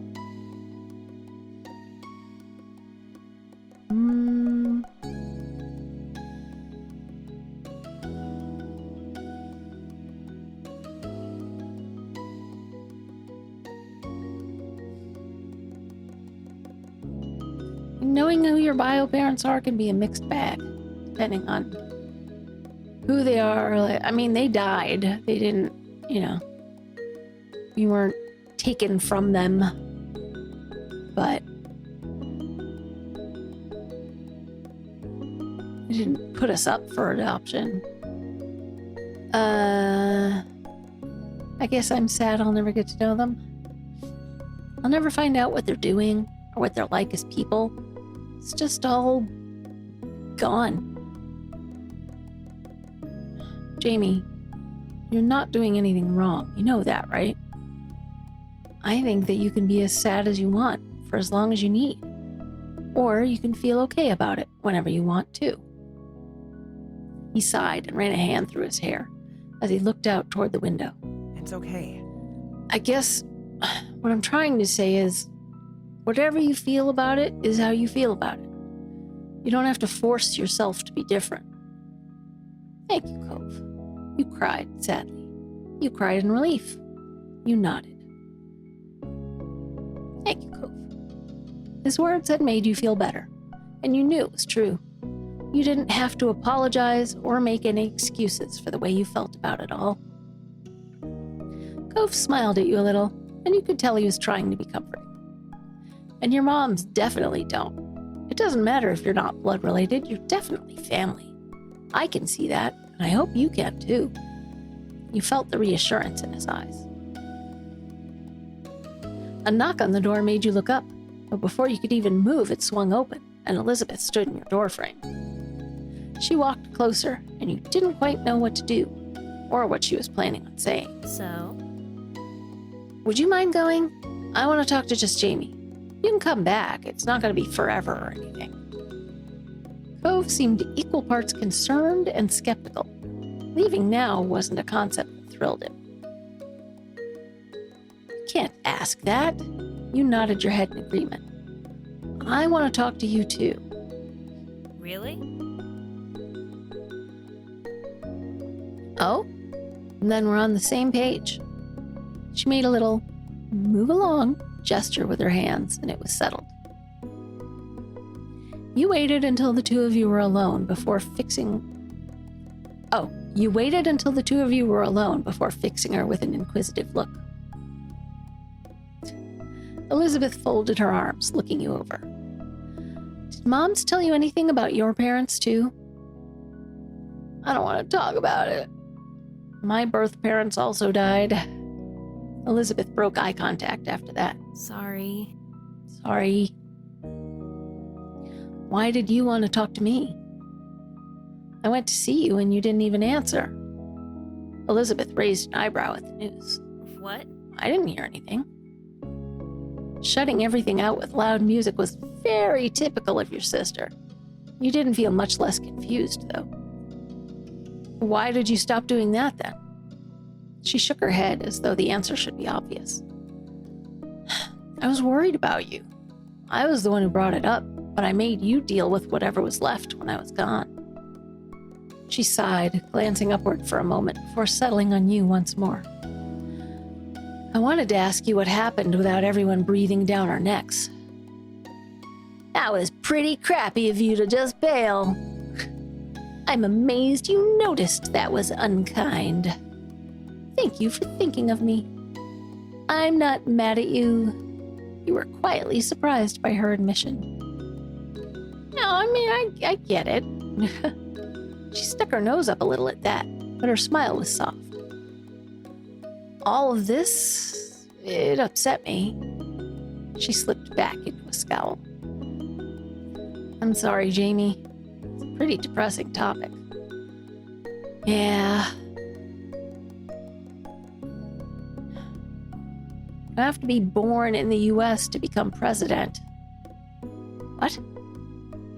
You had never heard of that dream of hers before. She noticed your bafflement and continued. I get I was never gonna be president, but it just feels weird. Having stuff taken away, not even having a chance at it. I don't like having to know that when I was born, I was gonna have a completely different life. So different, I can't even think about what it'd look like in my head. I could have spoken another language, lived away from everything I've ever seen here, had someone else as my sibling. And then my parents died and I was adopted and the life I got became a totally new thing forever. I can't go back to what it was, even if I wanted to. A heaviness settled between you and the person who became your sister. I feel like that too. You knew exactly how she felt. I don't really understand. I know how I felt. It was a confusing feeling. To have lived one way for as long as you can remember, but not having it be what was originally yours. Elizabeth watched you seriously. She was still trying to make sense of this to you and herself. I don't know why today was the day. Nothing came up to make me ask the question. It was just something I've had in my head for a while.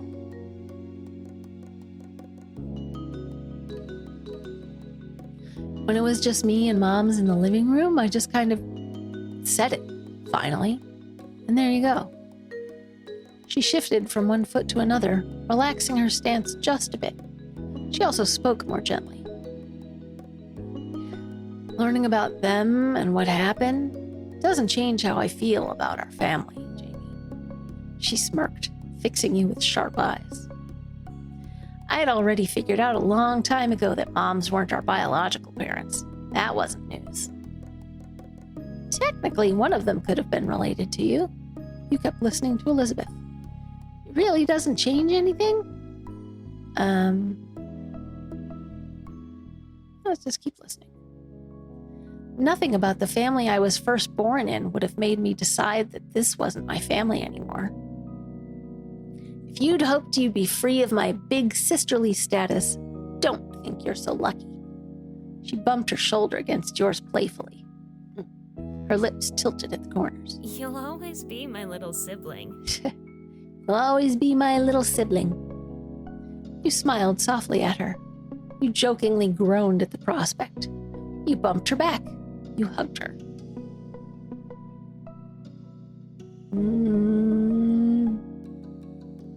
Stealth hug. It took a few seconds, but she gave you a quick squeeze in return. You'll always be my family, too.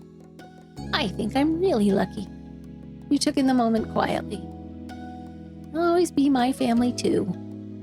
Chuckling, she seemed pleased with how the conversation had gone in the end. We should probably head downstairs and make sure moms are okay. It's been a long day for everybody. You gave her a nod. Down we go. You met up with Cove just outside the room and made the short trip to the lower floor of your home together. The familiarity of it all felt nice. When you stepped into the living room, you found your moms quietly sitting together at the kitchen table.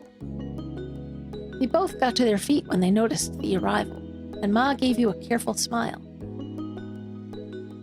It seemed they were too concerned to really register that Cove was inexplicably here now, despite being turned away at the door earlier. We're so glad to see you.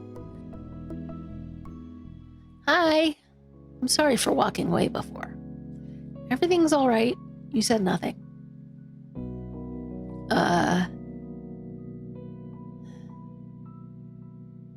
Let's just go with hi. Hi, sweetheart. Ma then came over and wrapped her arms around you and Elizabeth, giving you a tight hug. It didn't take... Oh, sorry. Something weird went on in my nose there. The congestion moved suddenly. It was odd. Ma then came over and wrapped her arms around you and Elizabeth, giving you a tight hug. It didn't take long for Mom to join in, putting her arms around the both of you. Love you. We really couldn't have asked for better kiddos. We love you. More than we could ever say. Moms! You smiled at their comfort. You were so glad your moms were all right. You're smooshing me. Just smile. I love you too. It was a nice moment, and you enjoyed it for as long as you could. They both pulled back eventually and grinned at the two of you, and you knew then that you all had each other, and you always would. Hey, I hope you're all right. Lee came up toward you, a soft smile plastered on her face. And are you okay, Elizabeth? Elizabeth rolled her eyes and huffed a breath, and you knew she wasn't used to showing her vulnerable side. Fine. I'm doing fine. Lee nodded, though you could tell she didn't quite believe her. Well now, since we're all here, how about we do something together as a family? That sounds like an excellent idea. We should have some fun before the night's over. Let's go for ice cream. Totally. I love the sound of that. Yeah, okay. Why not? You hid the smile that threatened to tilt your lips, knowing this writer really likes lips tilting. Do they really tilt? I suppose they... sometimes I make this face. And that is kind of tilting. Knowing that Elizabeth must have been in a good mood if she hadn't even teased Cove for being part of it. And no matter what she could have said about it, you wanted him to be there. The two of you had practically grown up together over the past 5 years. Who's got a suggestion? It should be something we can do here in the house, with everyone in the same room. Oh, is there ice cream in the freezer?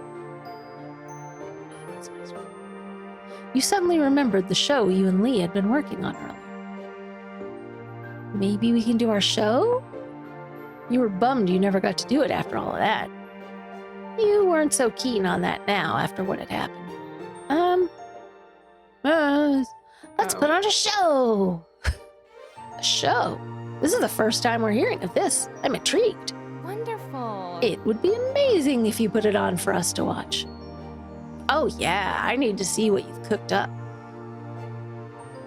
That'd be cool. You smiled at Lee, who returned the gesture while bouncing on her heels in excitement. Take some seats and we'll get everything together. Your moms collected the chairs from around the dining table and set them in a row in the living room, where there was enough space for the show. You kidding? Look at this house. There's enough space all over the place for the show. You're good. We could have it out on the balcony. While they did that, you and Lee quickly gathered the supplies you needed and rehashed the plan one last time. You went through the song you had written one last time, and when the two of you returned to the living room, everyone was sitting and chatting amongst themselves while they waited. The group quieted down when you and Lee stood in front of them on your makeshift stage. Lee was buzzing quietly with excitement beside you. You felt nervous all of a sudden. You were pumped for the show. You were unsure how to feel. Nervous. No matter how small that audience was, it was still all eyes on you. Okay, so welcome to our show. We only came up with it today, but we promise it'll be good. You stayed quiet. Thank you for being here tonight. No refunds. You're going to be really impressed. Oh, I think I would correct you. No refunds. Laughter rippled through the mini audience. Then you nodded at Lee that you were ready to begin. Lee took in a deep breath, waiting the few beats it took to get into the song, and started singing. It made you proud to have the lyrics you had written sung like this. When the performance was over, Lee took your hand in hers and the two of you bowed deeply together. Everyone gave you a round of applause and cheered for an encore. When you straightened yourself up, you were happy to see that even Elizabeth was clapping for you. Bravo! Bravo! Good job. You are so talented! Your family rose from their seats and came over to congratulate you more directly. You were beaming from ear to ear. Cove was the first one to approach, stepping up to you and Lee with a smile on his face. It's nice. Nice job. You. Hey, were you the one who wrote that song? Yeah, that was me. Cove smiled, content over his guess being correct. Not bad. I thought so. It was good. You couldn't help but feel pleased that he could recognize your talents so easily. Your parents gushed about how great everything was and thanked you for sharing it with them. Elizabeth was complimentary in her own way, although she did describe the show as cute, which you knew she meant as kind of kiddie. You laughed it off, however, and were just happy that everyone had a nice time. In that moment, you couldn't have been more pleased to be part of the family you had. Okay, if it were earlier in the evening, I think I would go through one more just to get to the same length as we did with the first episode. But the first episode, we went through both the prologue and all 5 steps. So, I mean, that explains why it took 3 hours. But we're almost 2.5 hours in, and we've only got through 1 step because the prologue was so long. So I'm going to call it here. It's like 12:30 and I still need to edit this. Fun. So I'm going to call it here. If you know of any LGBTQIA+ themed games that you would like to see me play, let me know.